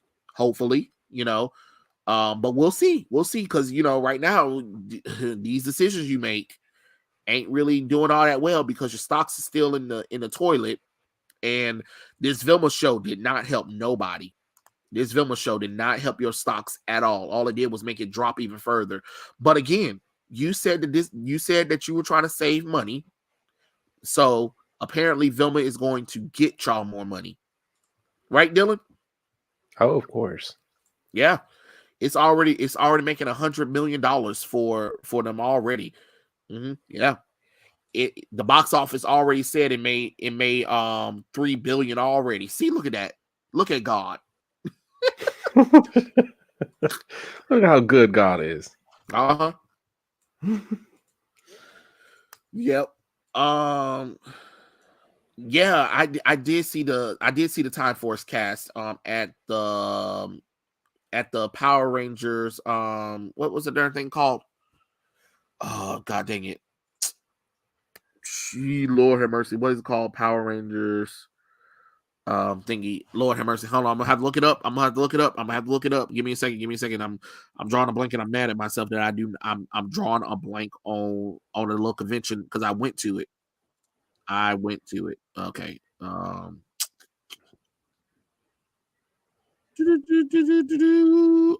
Okay, hold on. Ranger Pop and Stop. Yes. Ranger Pop and Stop. I saw them. And I ran into Lucas, the Blue Ranger, the Blue Time Force Ranger. And what I mean, I ran into him. I literally ran into him. No, I didn't go to Power Ranger Morphicon. I went to Power Rangers Ranger Pop and Stop. I literally ran into Lucas, and the man is solid. All right. I'm just gonna tell you that from experience. Because I was talking, and I was saying, but I was walking backwards, and I was saying something to somebody, and when I turned around, I didn't see him because first off, he's taller than me, and I kind of ran right into his chest, and the man is fucking solid. He might not look it, but the man is a brick wall. And of course, he got dramatic about, oh my god, oh Lord, he's not. I was like, oh my god, I'm so sorry. And I'm like, wait, why am I sorry? He's the motherfucking solid motherfucker over here. What the fuck you mean? But the man is huge. All right, the man is huge. And what's crazy is, he had to leave the convention because his wife water burst, and then I had said when I saw him running out, and when he was talking about, I said, I guess me bumping into you must have shook your wife loose to go into labor. So yeah, but he was pretty cool. He was cool. I didn't get a chance to get a picture and stuff with him because he left before I got a chance. You know what I'm saying? So it is what it is. But next Next time I get a picture with them. If you want to work at DC, you'll have to be a bully, pretty much. Yo, Hunter, what's going on? WB has worn me out. Lord, they worn my black ass out. Lord knows I tried to make excuses for them. I'm not gonna lie. I tried to give good reasons why people should stick it out with WB and the DCEU. I tried my best. I tried my bestest, but I wasn't rewarded. I was spit in the face time and time again, and it just like, all right, well, there's nothing I can really say to defend any choices that David Zaslav done, any choices that the DCEU will do. Like, there's nothing more I can do. Honestly, I just like, it is what it is. It's kind of strange because you would think that this would be the time for DC to take reign now that Marvel's fucking up, but it seems like DC's doing the same shit that Marvel's doing, so it is what it is. Trey, did you like the Mighty Morphin Power Rangers movie? Which one are we talking about? The first Mighty Morphin Power Rangers movie, or are we talking about Turbo, a Power Rangers movie, or are we talking about the 2017 Power Rangers movie? I'll wait. I'm just playing. Have you ever seen them, Dylan? Have you ever seen those three movies? Which ones? The Mighty Morphin Power Rangers, the movie, and Turbo, a Power Rangers movie, and Power Rangers, the 2017 movie. You know, when they were all Turbo. I think the Turbo one I've only seen once, like when it came out. The 2017 one, yeah, that one I also only watched once, but I did go and see that one, or whenever it came out. I think it was 2016 or 2017? 2017. They wasted so much time with that movie. It would have been. It could have been interesting had they not done what the hell they did, but the origins. Yeah, and I didn't really like the costumes either. Yeah, that and then when they took their face shields off, I was like, no. Put them things back on. Back on. When you're morphed, you're morphed. We don't do that here. No. Mm-hmm. Bad Power Rangers. And of course, you know, the Mighty Morphin Power Rangers movies, that was the theme when we was growing up anyway. My mom was mad about that ooze, though. It's not our fault. They should have never sold it to us kids. Like, hello. Like, you didn't think back in the day, I don't know if any of you guys remember, but back in the day, ooze was popular. All right. Ooze was popular. That's true. Ooze was definitely popular. Ooh, Dylan, remember the ones that glowed up at night? Oh, I couldn't wait till nighttime comes because it glows. Oh, it was so cool. It was so cool. Oh man, y'all just don't know. It was simpler times back then. It was simpler times. A lot of things were simple, and it didn't take it didn't take a lot to entertain children. All right, I'm just being honest. True. That's true. We used to have fun with like the bare minimum. All right. Like, even though we were on the cusp of all this technology advanced stuff, but for the most part, we were still playing outside. And you remember how they used to know where you were at because everybody's bikes would be at somebody's house. If everybody's bikes was at somebody's house, that's where you know everybody was at. Yep. Or if you saw a collection of bikes in the neighborhood, you knew that's where everybody was at because that's where everybody went. Everybody went to one person's house. There was always one parent's house that everybody would congregate at, and the mom or the dad or whoever will have like little snacks or whatever ready. Oh, and I used to love the remember when we used to put the juices in the paper cup and let it freeze overnight? Yeah. Oh man, it really was simpler times back then. Yeah, it was. It was definitely simple. And you know what's so funny, Dominic? I talked to the Power Rangers about that. I asked them, I said, okay, what was up with Power Rangers, Mighty Morphin Power Rangers, the movie? Like, I went all the way to Australia to film this movie, and yet it's an alternate timeline. What happened? They said that the movie was actually going to be the intro for the third season of Power Rangers, where it would pick up right after all of the events of Ivan Ooze, and the suits that we saw in the movie, the new suits that we saw in the movie, that was going to be their suits from now on. But for some reason, what's his name? Saban didn't want to go through it because it would cost a little bit more money to do it, and he barely didn't want to pay them as it is anyway.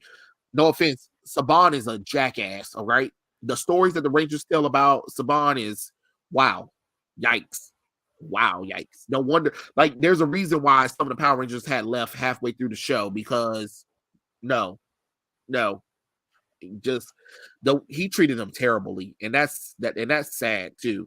Like, you remember when Jason, Trini, and Zach had to leave or whatever, they left because it was payment, it was overpay disputes, and then they had to rush in Aisha, Rocky, and Adam. Well, at the same time they were rushing them in, I talked to Karen Ashley, who played Aisha. She said that they, not only when they got the role, they couldn't even go home and collect anything or whatever. They were shipped off to set. So what they did is they filmed a few episodes for Power Rangers for the introduction stuff.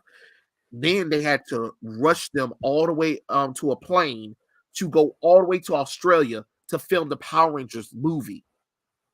So they didn't get a chance to really do much of nothing. They had to hurry up, get to know the actors, try to remember their lines. They couldn't even tell their families that they got because they didn't have nothing on them. They said, we're gonna go to these stores, we're gonna get you some clothes or whatever, but you guys need to start on set immediately. Like, that was it. So they were rushing to everything. So Rocky, Adam, and Aisha, the actors that played them, oh, it was rushed. They rushed. They had to rush through everything to get them in, and they had to hurry up because they had to go all the way to Australia to film the Power Rangers movie. Like, that is some crazy shit right there. Like, holy crap! And the reason why they had to do that is because Saban was being cheap too. So he had to split them up too, because he had to get the flights a little bit cheaper or whatever and stuff like that. It was crazy. The stories that they talked about, holy crap. Holy crap. And then what's crazy is the actors who played Rocky, Aisha, and Adam, they didn't even know that they were replacing Austin, Trudy, and Walter. They didn't even know that they were there for that. They just thought they were auditioning for a part on the show. They didn't know that they were actually replacing these characters. You know what I'm saying? So to go in there and, to kind of get a little cold shoulder from some of the actors because they didn't really know what was going on. They're brand new. Saban was a jackass. All right. Saban was a jackass, and it's terrible. It's terrible. They got a lot of stories to tell. Wow. Yeah. But yeah, that's really much it. But 2017 movie, it had potential. It had potential, Roland Dodger. I will say this. It had potential, but it was a problem with most origin story movies is it take too fucking long for them to get to their powers. Like, I feel like, Dylan, how do you think? I think 45 minutes should be good enough for the introduction of your powers and doing a little montage. But then after that, I need the rest of the movie to be with you and your powers. Yeah, I would say 45 minutes is fair. Because half the movie, most of the movie was literally them learning about their powers and them having a heart-to-heart with each other. Yeah, and see, stuff like that is just, it's not a good idea because it's very obvious to, or at least it is to me and like other people like me, that you're just padding this out because you're basically banking on getting a franchise. So you're like, I'm just going to take my time with this. I don't have to get into the exciting stuff yet. We're going to have 3 or 4 more movies. I can get into all of it then. No, you really need to act like this is your only shot because it just might as well be. Yeah.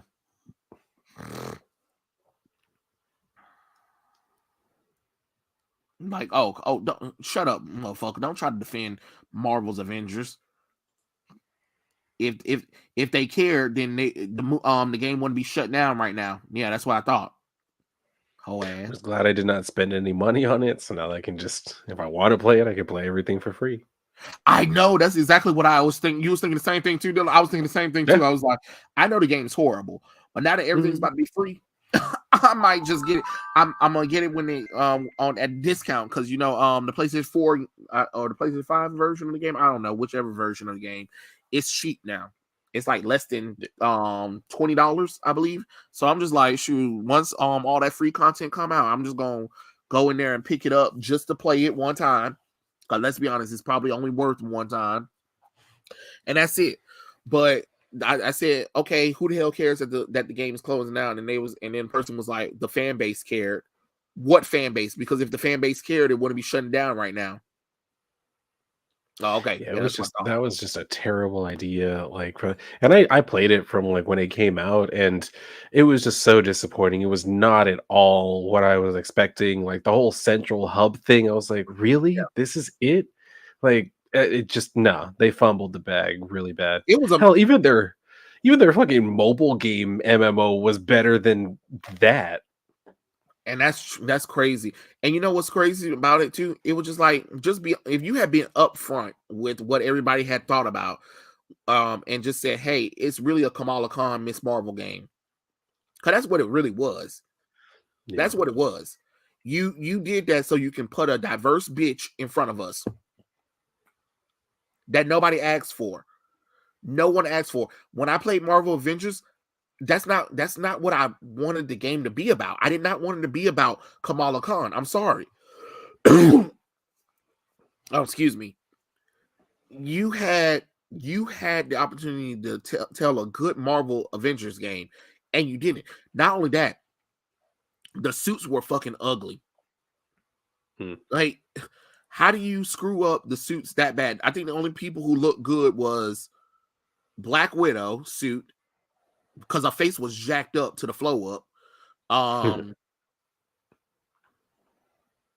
I guess Thor. I would say Thor and Hulk. Captain America looked terrible. Iron Man looked terrible. Hawkeye looked terrible. Kate Bishop looks terrible. Kamala Khan looks terrible. Hell, even Spider-Man's suit looked terrible in that game. I said, man, come on. Y'all got the you literally have the PlayStation 4 game right there as an example. And then the game felt so bad that it flopped Guardians of the Galaxy, which everybody keeps saying, oh, it's a good game. But nobody wanted to take a chance because Marvel's Avengers was so bad. Was so bad. So it's just like you did it to yourself. You did it to yourself. You did it to yourself. That's all I got to say about that one. And I don't know. Maybe if the game was more like Marvel Ultimate Alliance, then I think it could have worked. And then Hmm. there's no locales. How do you do a Marvel Avengers game and there's no locales at all? There's no Asgard. There's no Red Room with there's no Stark Tower. There's no what what other places? There's no X Mansion.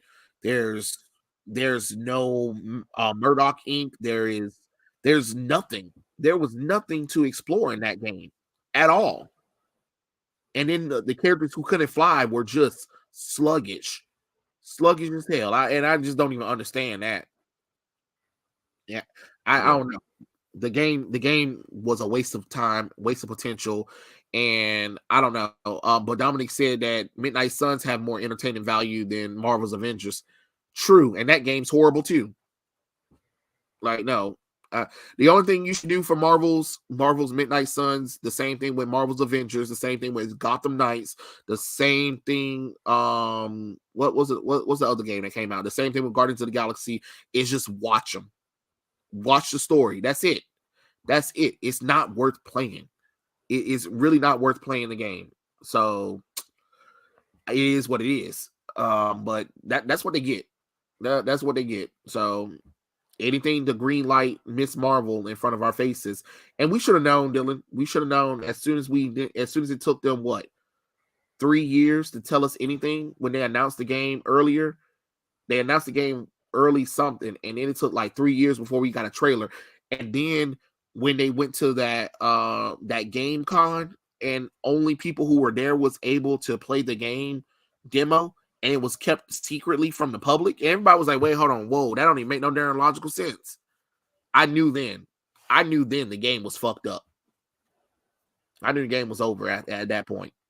I was like, nah, they keeping it secret. And that's what I think. And that goes into the next topic. The Suicide Squad killed the Justice League leaks. Holy crap, they sound terrible, Dylan. Did you did you see them or read them? Read some of the leaks? No. Oh, it's garbage. It is garbage. All right, I'm telling you. But it looks like it's going to be another play. It's a game pass kind of game. Mm-hmm. So it's basically like Marvel's Avengers again, where you're going to collect loot and you're going to suit up the characters or whatever and all that kind of stuff. It's basically everything that Marvel Avengers did. That's what the Suicide Squad killed Justice League leaks were showing for the game. And then you know how you know it's probably real. It's real, Dylan. Is because it's been Warner Brothers and Rocksteady has been copyright striking anybody who shows a picture of it. Now, why would you copyright strike and flag people who show these images of the game if it's not real? You get what I'm saying? So I don't know. I don't know. Honestly, I think it's gonna be a hot mess, Dylan. They said that Bloodshot's supposed to be in it as one of the playable characters. The story revolves around the Flashpoint protocol. So you already know what's about to happen with this one. Basically, the Justice League got possessed by Brainiac. They've been killing people. Amanda Waller sends in the Suicide Squad to take on Brainiac or whatever.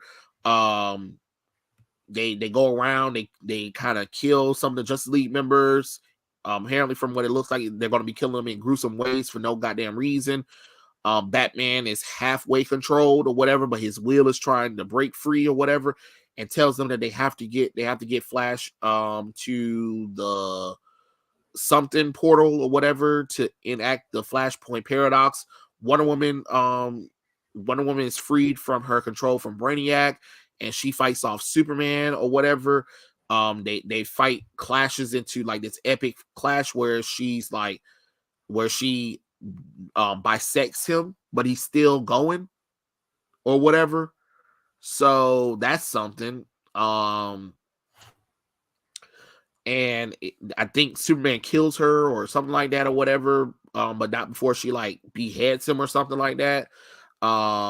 Batman fights the Suicide Squad. The Suicide Squad end up, I don't know, I guess defeating him or whatever, stuff like that. I don't know how, but it's Batman, so it is what it is. It looks like he's publicly known. He tells them about Poison Ivy because Poison Ivy is alive. Even like this game takes place after Arkham Knight, so the ending of Arkham Knight means little to nothing because everybody knows that Bruce Wayne is Batman for some reason.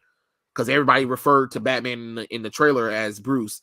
Even Harley Quinn talks about Bruce. So, okay, fine, whatever. They got to go and get Poison Ivy, who was resurrected by the Green to protect the Earth from Brainiac's invasion, and they team up with her to fight something. I don't know. Don't really care. Didn't really pay attention to all the goddamn leaks. So anyway, they're able to. No, Captain Boomerang kills Flash when he wakes up in his rage or whatever because he finally wanted to kill Flash, and then they were like, Batman arrives again and tells them that there's a secret Lazarus pit under Metropolis. They go there, they put him in there, but then of course Brainiac sends some other people or whatever, and I think Superman comes back again. I don't know. It's a little bit nonsensical. They cave in the cave that Barry Allen is in. They presume that the Flash is dead or whatever. So then they get beamed up to Brainiac little thing, and they're going to do they fight Brainiac, and they'll do this whole all-out kind of battle where each of the Suicide Squad members get killed in gruesome ways or whatever. before they blow up the ship, killing Brainiac or whatever, while apparently Flash recovers or whatever. Wonder Woman tells him what's going on, and he's able to enact the Flashpoint paradox. And that's how the game kind of ends. Does that sound good?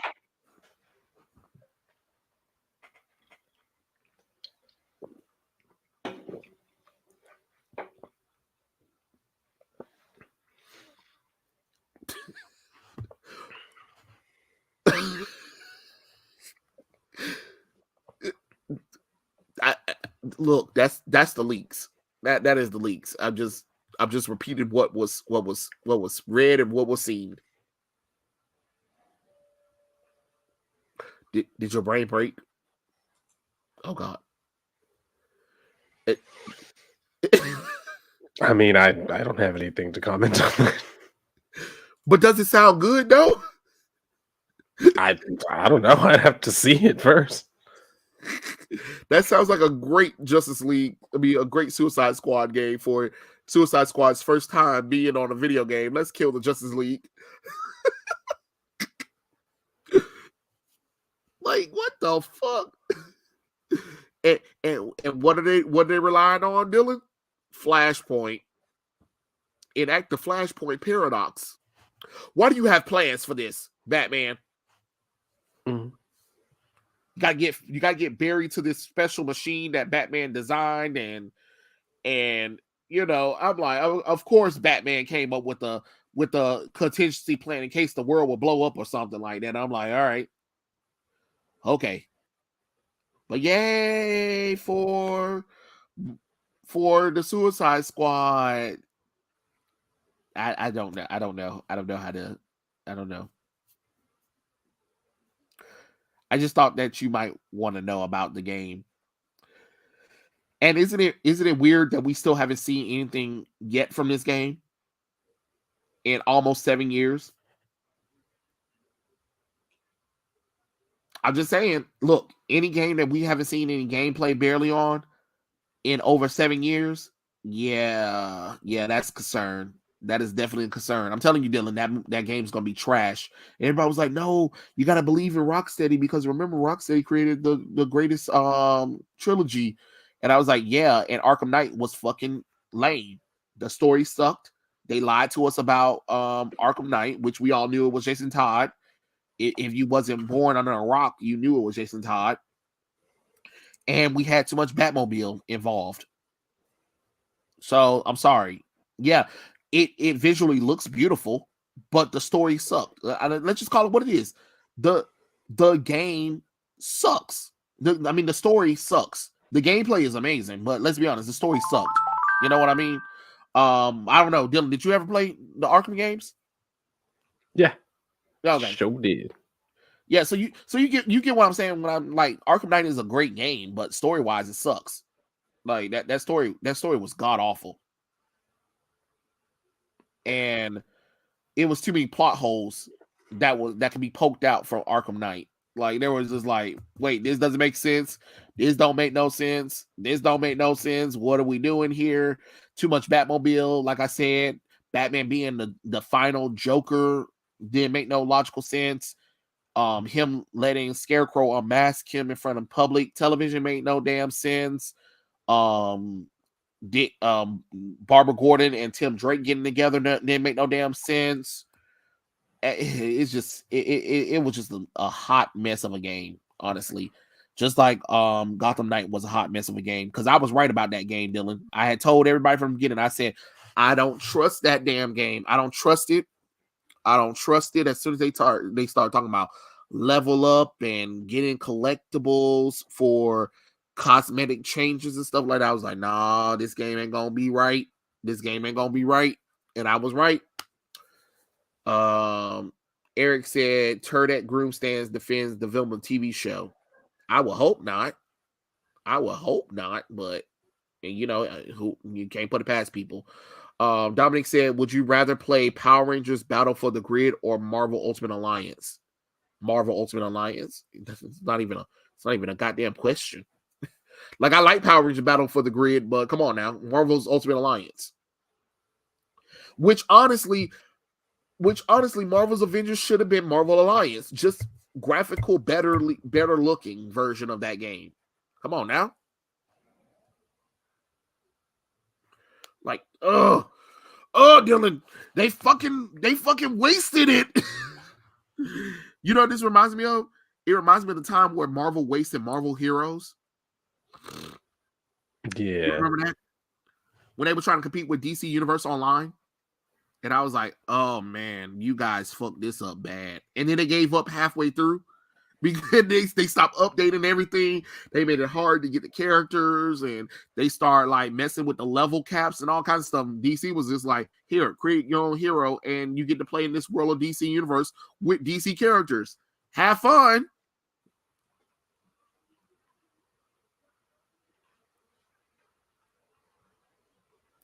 That is true. That is true. And that's why DC Universe Online is still going on to this day. I mean, Marvel Heroes was cool. It had a good potential, but let's be honest, it's the same thing as like, it reminds me of the other one. It reminds me of X-Men Legacy. I don't think you remember. You remember that game where you had to pick between 3 different mutants? No, I never played that one.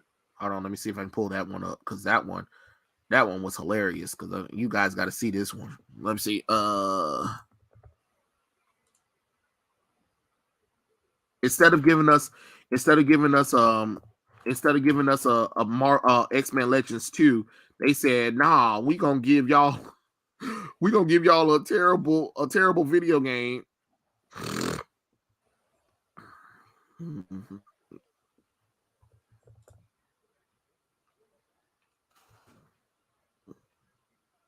Let me see, did they remove it? Oh no, I'm sorry. It was called X-Men Destiny. That's why. My bad. Okay. And the game's very short too. Let's see. 3 characters. Mm-hmm.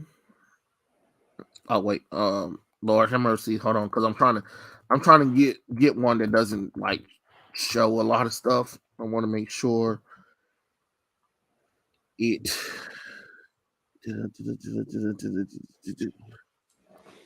Oh wait, you know what? I can just do that. I can just do that one. Hold on. I'm sorry. Let me put that one in there.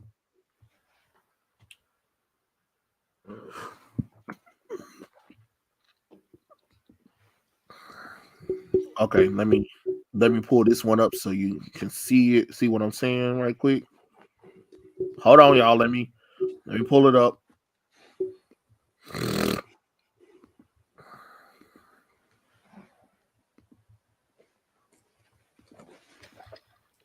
Okay, here it is.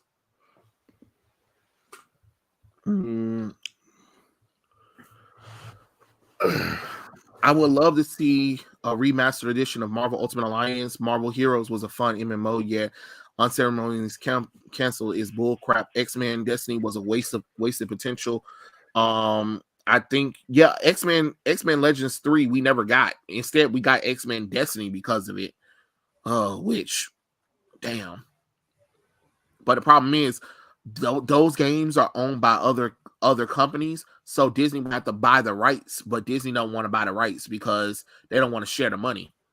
But anyway, Dylan, can you see this? Yeah. Okay, cool. All right. So I don't know if you remember.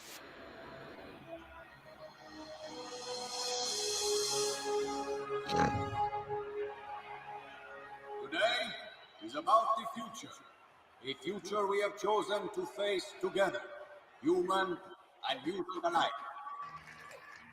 San Francisco has opened its arms to show the world that peace can be achieved. Today, the future begins with a gesture of trust on both sides. You know, that was based off that era where the X-Men went to San Francisco. If any of you guys don't remember that one. I am proud. Okay, there go one hero right there that you can play with. And the mayor of San Francisco, as we move the city toward integration of our mutant and human communities. The group that I represent, the Mutant Response Division, we are not warriors, we are peacekeepers. The peace we build here is precious, must be protected. I would like to call upon Cyclops, formerly of the Xavier Academy for Gifted Youngsters. Thank you, Mr. Reyes. I'll speak plainly. I ain't gonna lie. I always hate Cyclops with his hair being covered with from the visors. I never liked it from the beginning, and I still don't like it to this day. Anytime Cyclops' hair is free, I'm like, yes. Here's another guy right here The that you choice get to we pick. all face is between peaceful coexistence and blind hatred. Charles Xavier died on the street. We have to live with it. We have to choose a side, make a stand. And then there go the other guy right there. So you see all three of the characters that you get to play as, which a lot of people didn't know that you were going to play as those three characters. A lot of people thought that you was going to play as the X-Men and you were going to gather them, you know what I'm saying? But that didn't happen. It's time we remember that we're one people, united by our shared humanity. Your genes don't decide your destiny. You do. We all do. And what happens is an explosion will happen, and then you'll have to pick from those three characters that I showed you, Dylan. And then you have to select the power sets for them as well. And then you kind of go on this mission, whether you join the X-Men or join the Brotherhood or something like that. And that was pretty much it. But the game was so rushed and put together that it just didn't really work with people, honestly. But yeah, that was X-Men Destiny. Do you remember this game? No? Was this giving you any memories? No, I mean I never played it. Okay. Yeah, I mean a lot of people didn't play it. I didn't play it neither. I just remember them promoting it until I realized that I'm not going to be able to play as the X-Men, so I don't care. I remember this era of X-Men before Schism and the Avengers versus X-Men. The Schism era was a mixed bag. Yes, it was. Yes, it was. Also, current Disney and Marvel must have content that features their precious, all new, all different characters. You right. You are definitely right about that. All new, all different characters and stuff like that. Like, okay, if you say so, but nobody wants it. Nobody wants it. But I hopefully we'll get to see some more from Marvel's Spider-Man 2. Hopefully that Peter Parker's face will be better than what it is, because it's still ugly. Even though some people be like, you guys need to get over it. No, because you know, recently they got mad that somebody made a mod where they put the original Peter Parker's face back into the game, and people were like, you guys need to get over that and stuff like that. No, we don't have to get over shit. We don't have to get over shit. Nobody told your monkey asses to remove the face that I like. You know? Do you think Marvel now and all new, all different Marvel ruined Disney? I mean, ruined Marvel? I don't know. What do you think, Dylan? Do you think all new, all different and Marvel now ruined Marvel comics? I don't really know if I would say that. Yeah. I don't know. I do know that it was the lowest readership of time, because even what New York Post talked about it, and it's like how Marvel ruined the hype of their characters or something like that. Because it was kind of strange, because the time that Marvel did all new, all different was the time that all of the characters that people love in the movies were at a height. Like, how the hell do you fuck up that bad and say, you know what we should do, Dylan? Hey, all those characters that people love in the movies, let's replace them with all new, all different versions. I was like, who told y'all to do something so stupid like that? I think the New 52 ruined DC. Yes, it did. Yes, it did. It ruined DC. There is no fact. Flashpoint and the New 52. I know a lot of people like the Flashpoint comic book, but honestly, if you really think about it, if we never got the Flashpoint book, we would have never got the New 52. Because Barry Allen bitch ass decided to be selfish and run back into the past to go save his mom, like a little hoe he is. Oh, hoish skank bitch. I'm sorry. That was mean. He didn't deserve that. He didn't deserve that. Yes, he did. He deserved every minute of it. Oh my lord. Yeah, the fake Tom Holland face that they said isn't the little thing, but it's whatever. It is honestly whatever when it comes to that kind of stuff. I think the New 52 ruined these. Yeah, it did. Oh, Jeremy Adams Flash run. I read it recently. It is so good. And I don't know if any of you guys are not, if you guys need a comic book from current DC to read The Flash by Jeremy Adams. Like, holy fuck. Holy hell. I can't believe how good it is. I don't know. Dylan, have you read it? Yeah, I've been reading. I was like, man, I'm mad this goddamn comic book so goddamn good. Like, that's what I want from the Flash. I'm like, yes, this is what I want. And all it did too, another thing that this run reminds me of, it's like, damn, can he do his magic with Nightwing and the Titans? Because if Wally West is allowed to have a wife and kids and another child on the way, I think Dick Grayson and the rest of the Titans are allowed to have their children, or you know what I'm saying, or settle down into something while still being a superhero. You know what I mean? I would love for Jeremy Adams to move over to Nightwing. I think he can fix Nightwing and do a good Titans run. And let him get together with Starfire. Fuck Barbara Gordon. I don't care what none of y'all say. Nope. Fuck her. Fuck her ass. Fuck her together with Dick Grayson is a hell no. Or shoot her back in the spine. I don't care. Just get rid of their relationship. I just do not like it. I'm over it. I am definitely over it with that one. Oh, it would be nice to see Donna Troy get to have her children again without them being like the destruction of the DC multiverse. If they get together, I was just like, what the? Oh man, when she had to give up her powers and stuff like that, so her baby would be born normal or whatever. I was just like, man. Oh yeah, he can definitely fix Young Justice. It would be nice. And then he has a good way of retconning. But I'm not gonna lie, Dylan. When I was reading Jeremy Adams' run at the beginning, where they had this thing where everybody was upset at the Flash at that time because of the staff that Eclipso was in or whatever. When Linda snapped at Wally West, I was like, even before the reveal, I said, is it me or Linda acting like her ass is fucking pregnant, right? I was just thinking about it. This is before I knew about the reveal. And then when she started getting superpowers, I said, "Oh my god, she probably pregnant with the baby." Yep. And I was right. She was pregnant with a baby. Yep. She was pregnant.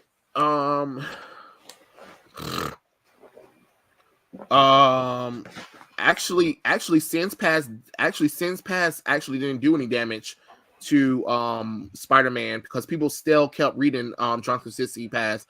Avengers Disassemble, actually people read that one. House of M people actually read that one. Civil War people actually read that. All of those events that you just named, except for One More Day, actually did Marvel good. One More Day is the one that killed that momentum once it happened. Jeremy Adams can fix Tim Drake and Kyle Rayner. At this point, Jeremy Adams need to be writing a lot of the DC universe. I heard that Jeremy Adams, what he does is he goes back and do research on the characters. He even went back and did the research on how to fix Wally West. So Heroes in Crisis wouldn't make him like a mass murderer or something like that. And I'm like, okay, all right. Even though I still don't like Heroes in Crisis, you did good. You did good, boy. You did good. How How do you feel, Dylan, about Flash being back in Wally West being back in his original Flash costume? Do you prefer that one, or do you think he should have stayed in his rebirth costume? No, the classic one's fine. Okay. No, it's because we haven't seen the classic one in years, so I'm just surprised that they gave him that classic costume, and everybody was like, "How do you know the difference between Barry Allen and Wally West's costumes?" Trust me, we know the difference. If you've been reading the Flash, you know the difference between Barry Allen's costume and Wally West's costume. It's kind of obvious. I am glad that Wally West is back as the current Flash, and I'm glad that Barry Allen is a side character in the Flash comic book. So that's really cool. And I'm enjoying the 1 minute war. And I was a little bit worried. I was a little bit worried about the daughter, because I was like, if they make this bitch over, like if they put more time and effort into her more than the brother, we gonna have problems. But then I remember the reason why she's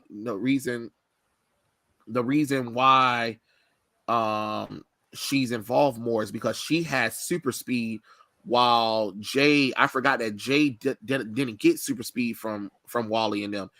He got like super strength and all that kind of stuff, which is still fine. So at least he got his powers back. Trey, are you worried about Power Girl being written by Leah Williams? Yes. Did you not see the damn new costumes that bitch gave them? Like, come on now. No.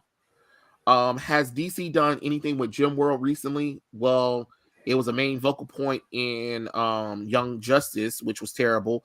And actually, they went to Gem World in the Wally West line, which honestly, again, Jerry Adams did such a good job with that one. I wouldn't mind him working on Justice League Dark or Gem World. I think that would be good. What do you think, Dylan? I think we can bring back Justice League Dark and Gem World with a good writer like Jeremy Adams, who actually understands the world. If you ask me, we need more people like him who actually understand these characters. Yeah, that'd be pretty interesting to see what his take would be. Yeah, that's true.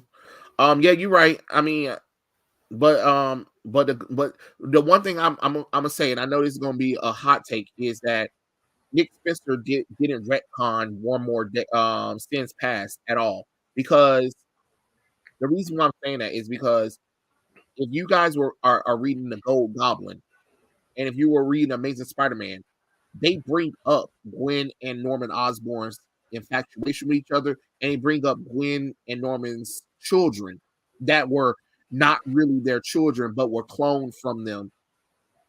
First off, this shit don't make no sense. And I know you guys are so desperate to get rid of, Gwen Stacy sleeping with Norman Osborn kind of thing, but just let it happen.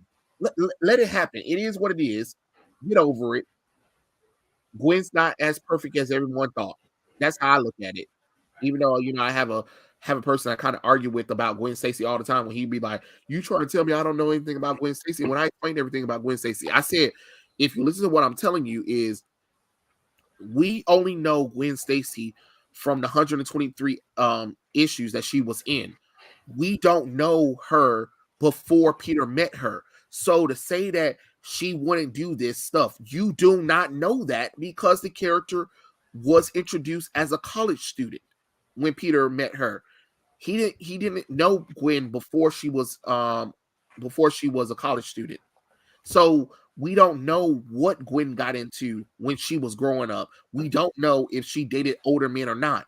We don't know that kind of stuff. And that's why I keep trying to tell people, you do not know Gwen Stacy, because we don't. 123 issues is not enough to know about the do's and don't of what a character wouldn't or wouldn't do. I'm just being honest. But they love arguing me down about that stuff, so I just be like, oh, whatever, sure. They should let Jeremy Adams do events instead. Honestly, he did events in his Flash book, which is pretty cool. I'm working on the Action Comics book now. Dylan, have you read the Action Comics book, the recent one with the world stuff? Now that it's finished, I said I'm gonna go ahead and start reading it. No, I haven't been keeping up on it. Well, I'm reading it. The thingy. So I'm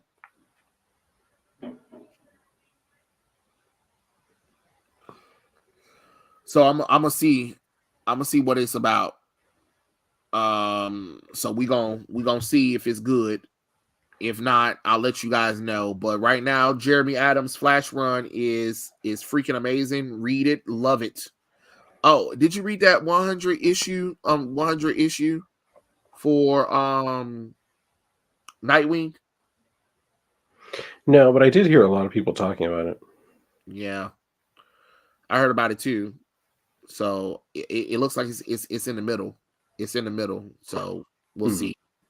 We'll see where the future goes. But at this point, I kind of want Tom Taylor off of Nightwing. It's not that it's bad. It's just boring. Nothing's happening. Honestly, that I can care about. And I'm like, God, I wish you made this comic book more caring. And I was excited for Nightwing to come back too, especially after that terrible Rick Grayson run. How was Jeff Johns' JSA run being? If you talk about that recent one, hot garbage, hot trash. That's what it was, trash. Oh, I'm sorry, Dylan. Did you read that book?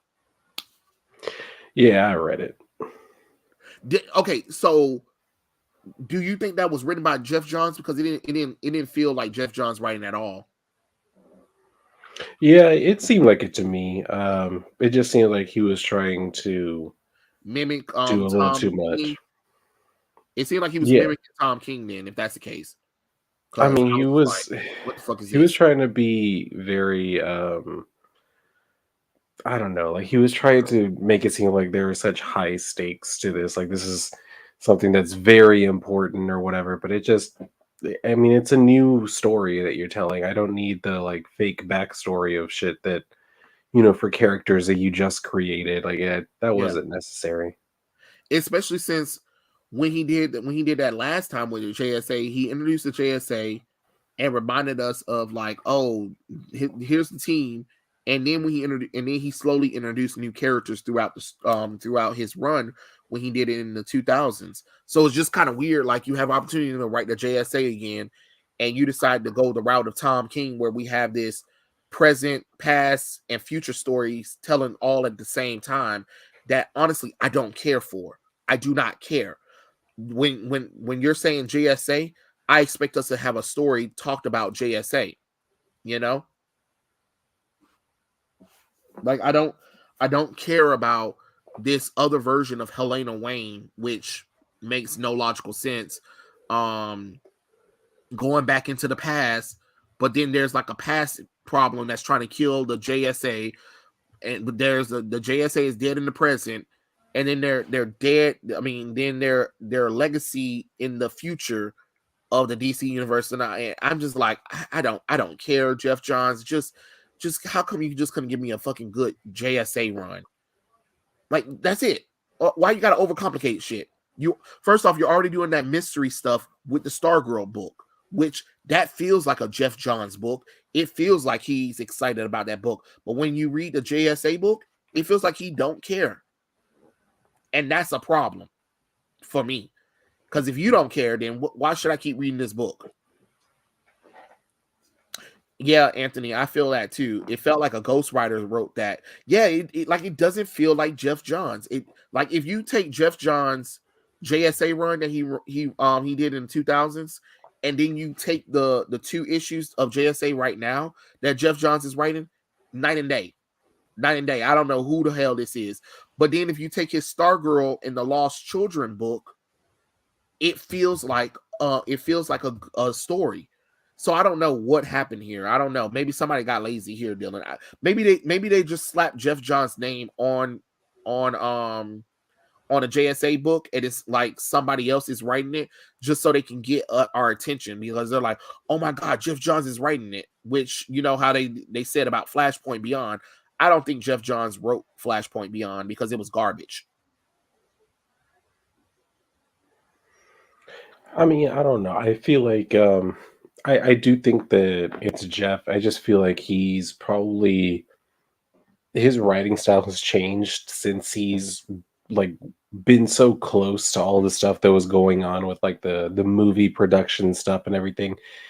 I think it shows in his writing that he approaches his storytelling different now, and I Hmm. think that is as a result of his time spending so much time like on movie sets and consulting with script writers and stuff like that, that it's kind of changed his own approach to how he tells his stories, which is really unfortunate because it's Yeah. his older writing style is definitely preferable, but that was definitely before he had any true experience like in the movie industry like he definitely has now. I mean, he was like the second in command for Marvel Studios. I mean, not Marvel Studios, fucking DC's, movie making outfit. So it's one of those things where I think that is ultimately what played the biggest factor on this new style that he's going for, which I'm not that big of a fan either. It's not that it's bad, it's just that it feels like he's trying to do too much all just right from the get-go. Like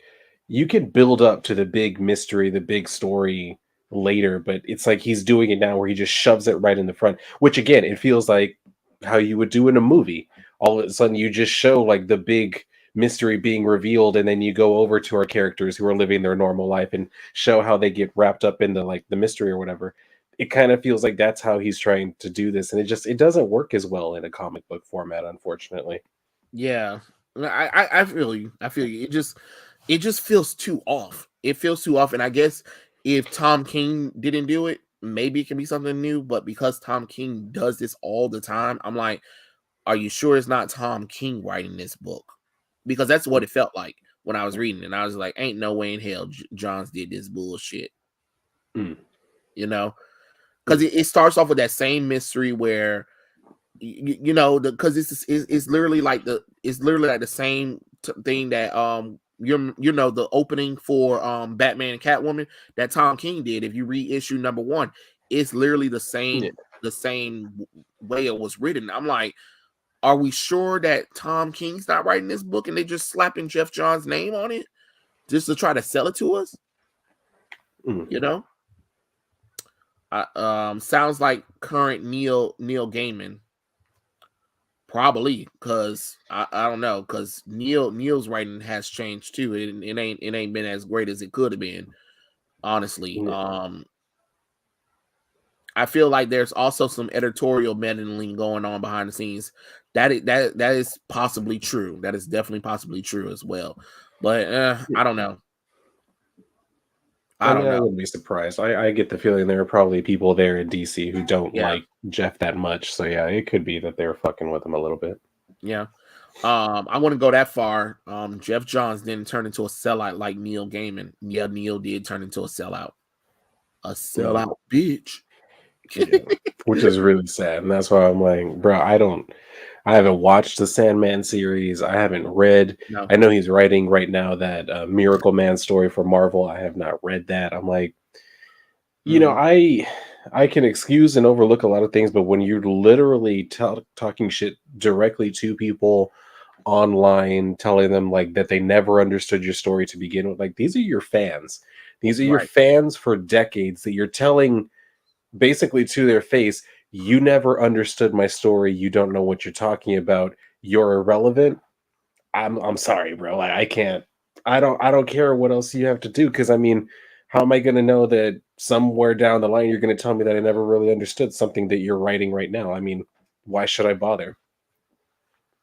You are definitely right about that one, because I was thinking the same thing too, especially when he was trying to make up that lie about death and everybody was like, no, we have audio of you talking about it, we have visual representation, and we have actual quotes from you that told us that death was based off of cinnamon.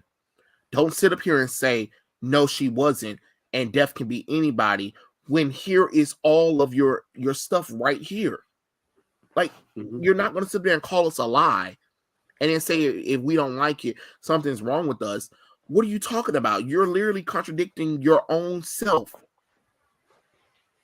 That's what I'm saying too. Like, especially with that argument that he's always established it that she could be anybody. It's like, well, if that's the case, why were you always okay with it just being one depiction of her? I never saw you pushing to see her depicted any other way. Didn't seem to matter to you when you were making money off of people who just genuinely enjoyed your comics. It wasn't until you tried to change some shit for a TV show that all of a sudden now you have something to say about it, and now Mhm. you have something to say about the truth of her, how she's presented. I mean, if that's the case, like I said, why weren't you pushing to have, a Black Death statue made somewhere back in the past? Why weren't you pushing to have that alien death that you claim was in the book? Why didn't you push to have any of those made into some sort of merchandise? Because it didn't matter, right? So I mean, Mhm. it's really stupid for him to be pushing that Right. shit. But I mean, hey, I think they got their second season, right? So that's all he was going for. True. They got they got the Sandman, the Awakening, little special thingy they got going on, but who Mhm. knows if it's gonna even continue because they said that Netflix haven't even paid WB yet for it. So I don't know what's going on, but it is what it is. But yeah, you're right. It is crazy. And then, of course, the stands will be like, oh, death is a personification of death, so she can literally look like anybody. And they take moments from the panels where death disguised herself as someone else, so Yeah. the person can be comfortable with talking to death before death kills them or Mhm. take them away or whatever. And I'm like, yes, because that's what she does to make people comfortable with the character. That doesn't necessarily mean that death is black. You know what I mean? Like, of course she's going to transform herself into something else to be more comfortable. Of course she's going to take on a persona of something else to make people comfortable. But what we see when we talk to her, what everyone sees when they see her is, I mean, the readers see her is this goth pale white girl. Yeah. I'm sorry, that's what it is. Mhm. I mean, even people who didn't even like read the comics recognize that Yeah, character. Like, you could just show it to people and they would know, oh, that's Death, right? Like, yeah, you didn't even have to know what the hell it came from. You recognize it. That's a cultural icon. And to just decide to piss all over that and say, no, I don't care what y'all loved. I'm going to do this anyway. And if you don't like it, well, go cry somewhere else. Like, bro, do you not remember you yourself saying when the fans say we like this, we'd like another, you give that to them? What happened to that Neil Gaiman? right, right. And then when he said like we can't be shitting on fans because at the end of the day, we answer to them, and without them, we wouldn't be here. And I'm just like, okay, great, cool. And then you go back on that word, and then you crap on us, and then complain about us not watching the show enough. Yeah. Like, oh, okay, then you just, you know, you the one who told us if we don't like it, don't watch it. Okay, guess what? We didn't. Now you're upset that we're not watching it. Why would I watch it? You just told me don't watch it. You just told me I was wrong for having opinions about it. So of course I'm not gonna watch it, stupid. Yeah, like if the creator's telling me I'm not really a fan, well then all right, why am I going to watch a show I'm not a fan of? And you know what's so crazy is Roland Dodge, you remind me of the fact that they've been trying to get Sandman greenlit for a long time, DC and Warner Brothers. But the way the contract worked is you have to talk to Neil Gaiman about it. And he rejected every proposal up until now because he said Netflix was giving him the most accurate depiction of his characters. I said, really? Really, Netflix out of all of these other times that other people came that was fans of the Sandman universe or whatever, you said no, but you said yes to Netflix. Okay, Hmm. all right, cool. But yet Netflix can't give us what we want though from the characters. Lucifer Morningstar is a fucking female, for God's sakes. When there was literally a Lucifer show on Fox literally 2 years before this show premiered. Yeah, it's like it's one of those things where these creators like Neil Gaiman are they're thinking that because they have a show that they're more important that they are. I think it's because they look at it kind of like, and this is a discussion that I've had with my best friend he's been in like a lot of theatrical productions, Mm, and he's told me like, it really does, like when we're casting for parts, it doesn't matter what you look like, we could cast a black Macbeth or whatever, even though it's Scottish. And I'm like, okay, I get that for the theater, but this is something completely different. But yeah. that's where I think people like Neil Gaiman are thinking, like, oh, Romeo and Juliet has been done so many times. Like, it would be boring for us to do it the way it's always been done. Let's change it up with some more diversity. Okay, yeah, that'd be interesting because you're right. There have been a lot of depictions of Romeo and Juliet, but this is the first and only depiction of Sandman. Why wouldn't you want to keep it as close to the source material as possible?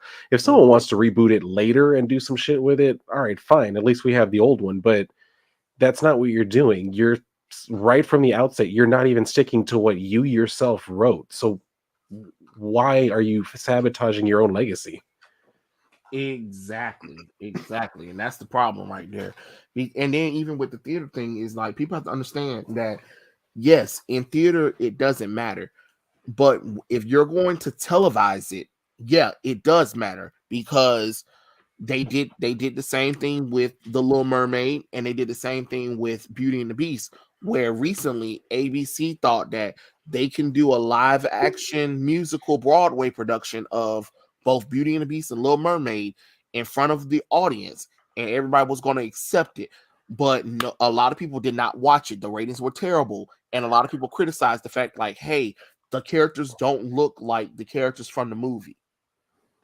Yes, because it's being televised. So you people have to understand that there's a difference between the media of arts. When it comes to Broadway shows and live performance, sure, you can do that. But when you're televising this stuff, when you're making a movie for it, when you're making a show for it, you have to stick with authenticity because that's what people see. You know what I'm saying? And everybody keeps going with the fact like, oh well, we had Robert Hammerstein's Cinderella with Brandy and Whitney Houston, and that was successful.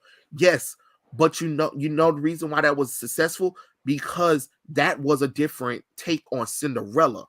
That wasn't Disney Cinderella. You get what I'm saying? It wasn't a cultural iconic version of Cinderella. It was a Broadway production version of Cinderella. Belle and Ariel are cultural icons in the world right now. So when people see Belle, when people see Ariel, they know what they look like. When you're doing a production that's supposed to be filmed on TV for them, guess what people want to see? They want to see white Belle. They want to see white Ariel. They don't want to see morbidly obese Belle or black Puerto Rican Belle or Latino Ariel. I'm sorry, they just don't. Or black Ursula. They just don't. You can't get mad at that. That's just the truth.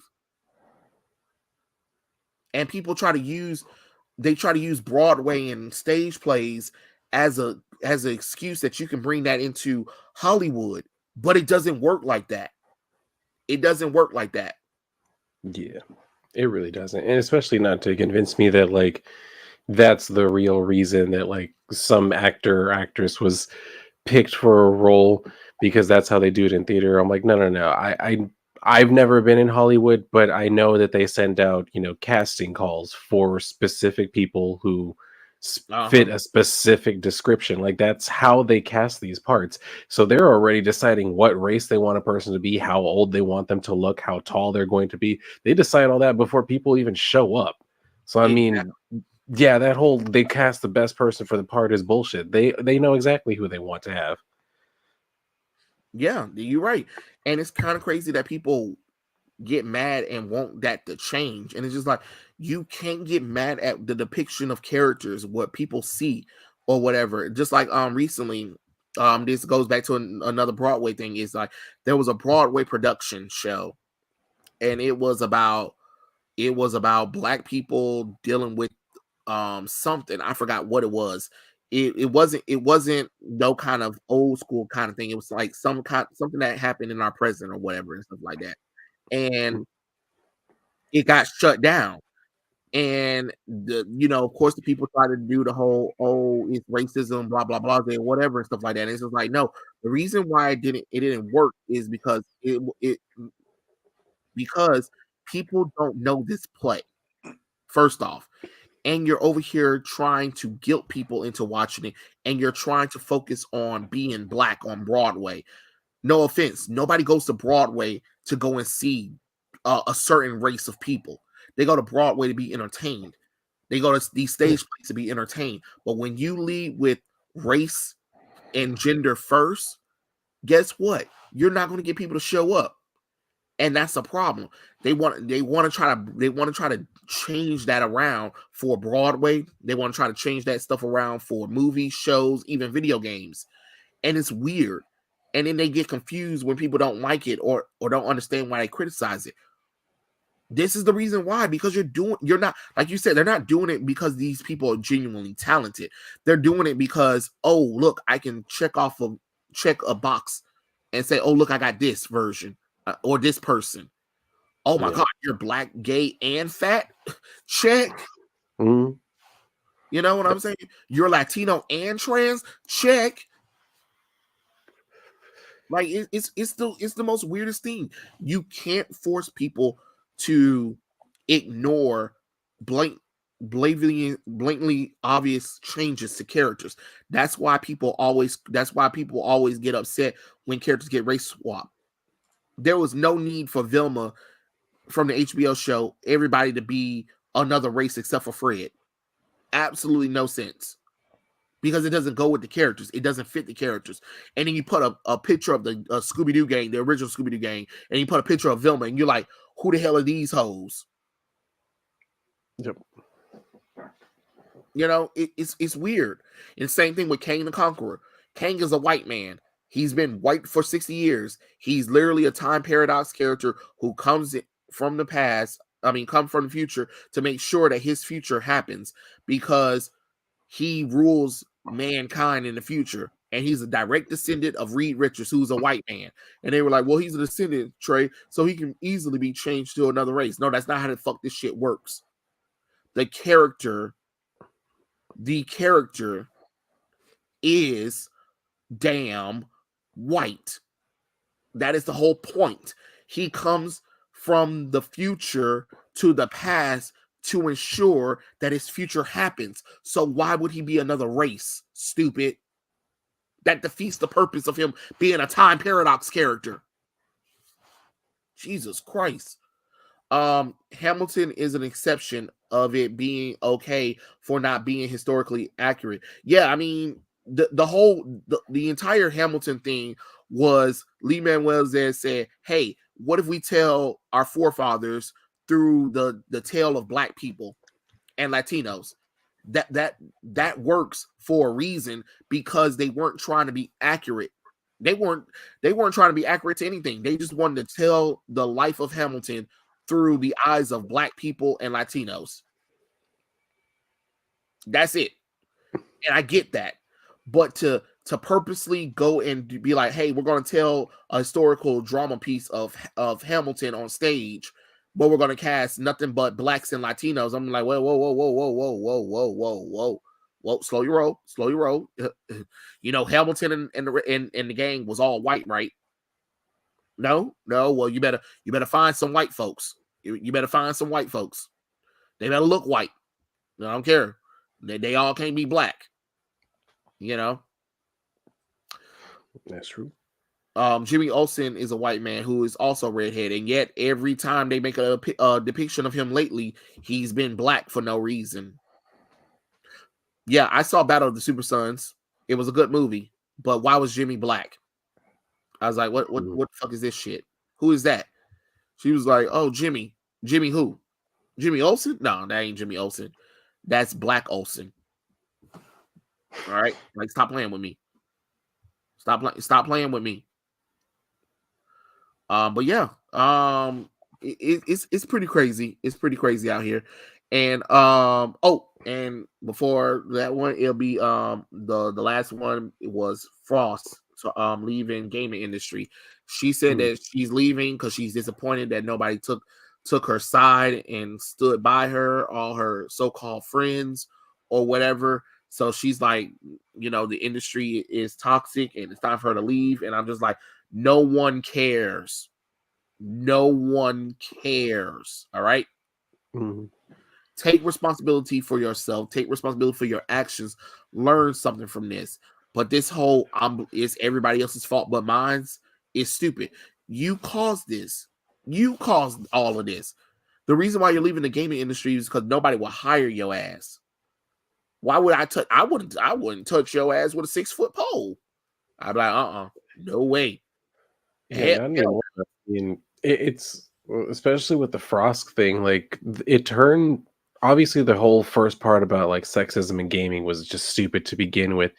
But the thing that bothered me the most, and I'm glad that it ended up becoming the thing that bothered everyone else the most, was her admitting on camera, like, yeah, we, the ones who are on camera, we don't even play the games. It's people off camera who play it and write a review, and then we read it to you. Like, why would you say that shit out loud? And I think that's one of the things that damaged her reputation was like, we can't trust you with any kind of secrets. You might just decide to go on a rant and all of a sudden reveal some shit that we needed to be keeping to ourselves. That is true. When she said that, I said, wait, hold on. not only did she talk about this stupid sexism in gaming, but she just admitted that they don't even do it. And I'm like, are you kidding me? Mhm. Are you kidding me? I was like, Like, this is a gaming channel. You're supposed to be acting like you're the gamer. Why would you say, we obviously would know if we were to like put thought into it that yeah, they aren't playing all of these games in their off time, but you're supposed to keep up that illusion. That's part of you being on this show, is you're trying to appeal to gamers by talking about games. If you didn't actually play it, then at least pretend, and then in your free time, for God's sakes, go play the fucking games. yeah. And then my thing is, you can't get mad that we called you out for your mistake. You just take it and you deal with it. And that's another problem that we need that needs to be discussed is, girls. No offense, if there are any ladies that are listening, y'all need to understand that there is always going to be shit talking in gaming. And Yeah. if you, what's that old saying? If you can't stand the heat, get out the kitchen. Yeah, Y'all get you, have yeah. to start learning that. We can't keep accommodating things for everyone. Gaming is mostly a men thing anyway. Am I saying that women aren't allowed? Oh, of course women are allowed. Of course women are allowed. But you need to understand that comes with some responsibilities. Sometimes people might get, a little quiet around you girls or whatever. But if you want to come into this franchise of gamers where it's mostly boys talking or whatever, y'all need to understand that we gonna shit talk. We gonna shit talk when we get into games. We might say some stuff that might hurt somebody's feelings, might hurt your feelings as well. We're boys, we're men. Y'all need to understand that. And if you can't understand that, don't come into this area and then expect it to change according to you. That's not how this shit works. Am I saying that it's okay for us to say certain things to people? No, it's not okay. But at the same time, get over it. Get over it. Get over it. Those words shouldn't be able to hurt you that bad that you can't enjoy the game. Or guess what? There's a mute button. There's a block button if you don't want to deal with a certain gamer on your stream. Duh. Yeah. You know what I'm saying? Yeah. But another thing too that some girls need to understand is sex sells. Period. Sex sells. Period. Let me repeat that again. Sex sells. Period. You can't get mad at that. You can't get mad at that. Morgan Webb and Olivia Munn, they are well remembered. Yes, they are well remembered because not only were they gamer chicks, they were beautiful gamer chicks who was up for anything, who knew what they were talking about, even if it was scripted or not. They still knew what they were talking about, and they looked good talking about it. I'm sorry, Frost, you didn't look good talking about it. You get mad all you want to, but that's just the truth. Maybe if you were gorgeous, some of the shit that you said about the games, and when people called you out, maybe people wouldn't have called you out because they would have been like, well, she's gorgeous. There's benefits to being sexy. Sorry, you don't like it. It is what it is. But grow some thicker skin. No. But this men need to change to accommodate females into a male dominant area. No, stop it. Stop that nonsense. People need to stop that. Stop coming into a male dominant area and expecting the men to cooperate for you. It doesn't work like that at all. It is what it is. Get over yourself. But hey, you brought it on yourself. You exposed everybody as fakes. You exposed yourself for not knowing much about video games. It is what it is. So move on. Get over yourself. That's how I feel about the situation. Yeah. Does modern day comics still have sexy female characters from the big two? Not really. Not really. There are moments where we'll get the characters sometimes looking good, but for the most part, a lot of their new costumes make sure that they're covered up. Make sure they're, some of them got okay faces, some of them got okay poses, but for the most part, no. The men will definitely look more sexy than the women, and that's just the truth. But yeah. It depends. Sometimes it just depends on what the comic book is. If you get a good artist, you might get a good picture of a good woman. But you'll definitely find it in independent comics. So yeah, that's another one that you'll definitely find from it. So yeah, it is what it is with that one as well too. Dylan, have you been reading the Dark Web comic book? Event? The X-Men Spider-Man crossover event? No, I have not started it yet. Okay. I saw this one scene from it where Jean Grey talks to Goblin Queen and stuff like that, and she was like, I'm not mad at I guess Jean was asking her what she was mad about. She was like, I'm not mad about Nathan. I'm mad about that I didn't have the memories of him and stuff like that. And she was like, what I want from you is I want your memories of him.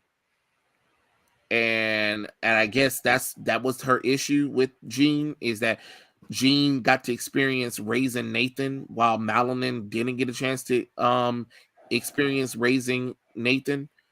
And she was like, okay. And she showed her every memory that Jean had raising Nathan. And she was like, I can't believe you shared those memories with me.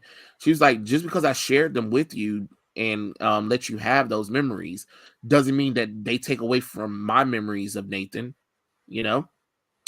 So they was like, okay, then cool.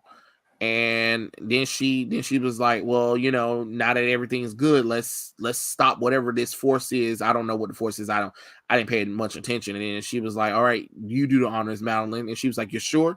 She was like, yeah. And then she was like, to me, my X-Men. And then a few of the X-Men showed up and stuff like that. And then she was like, it's time for them to show.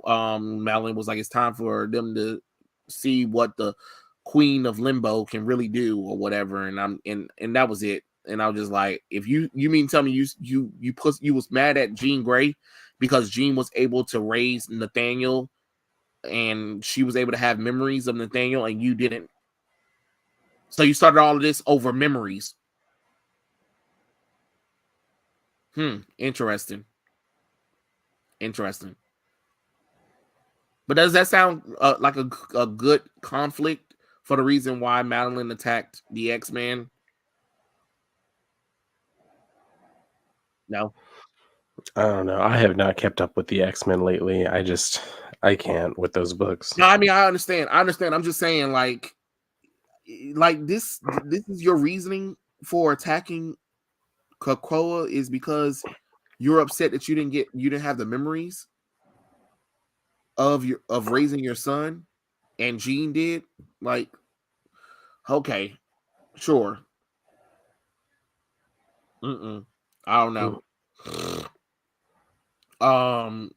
Anthony said, and stop taking things personal. Like, I laugh all the time when people go on a 5-hour tangent as to why they don't like A, B, C, X, Y, Z person.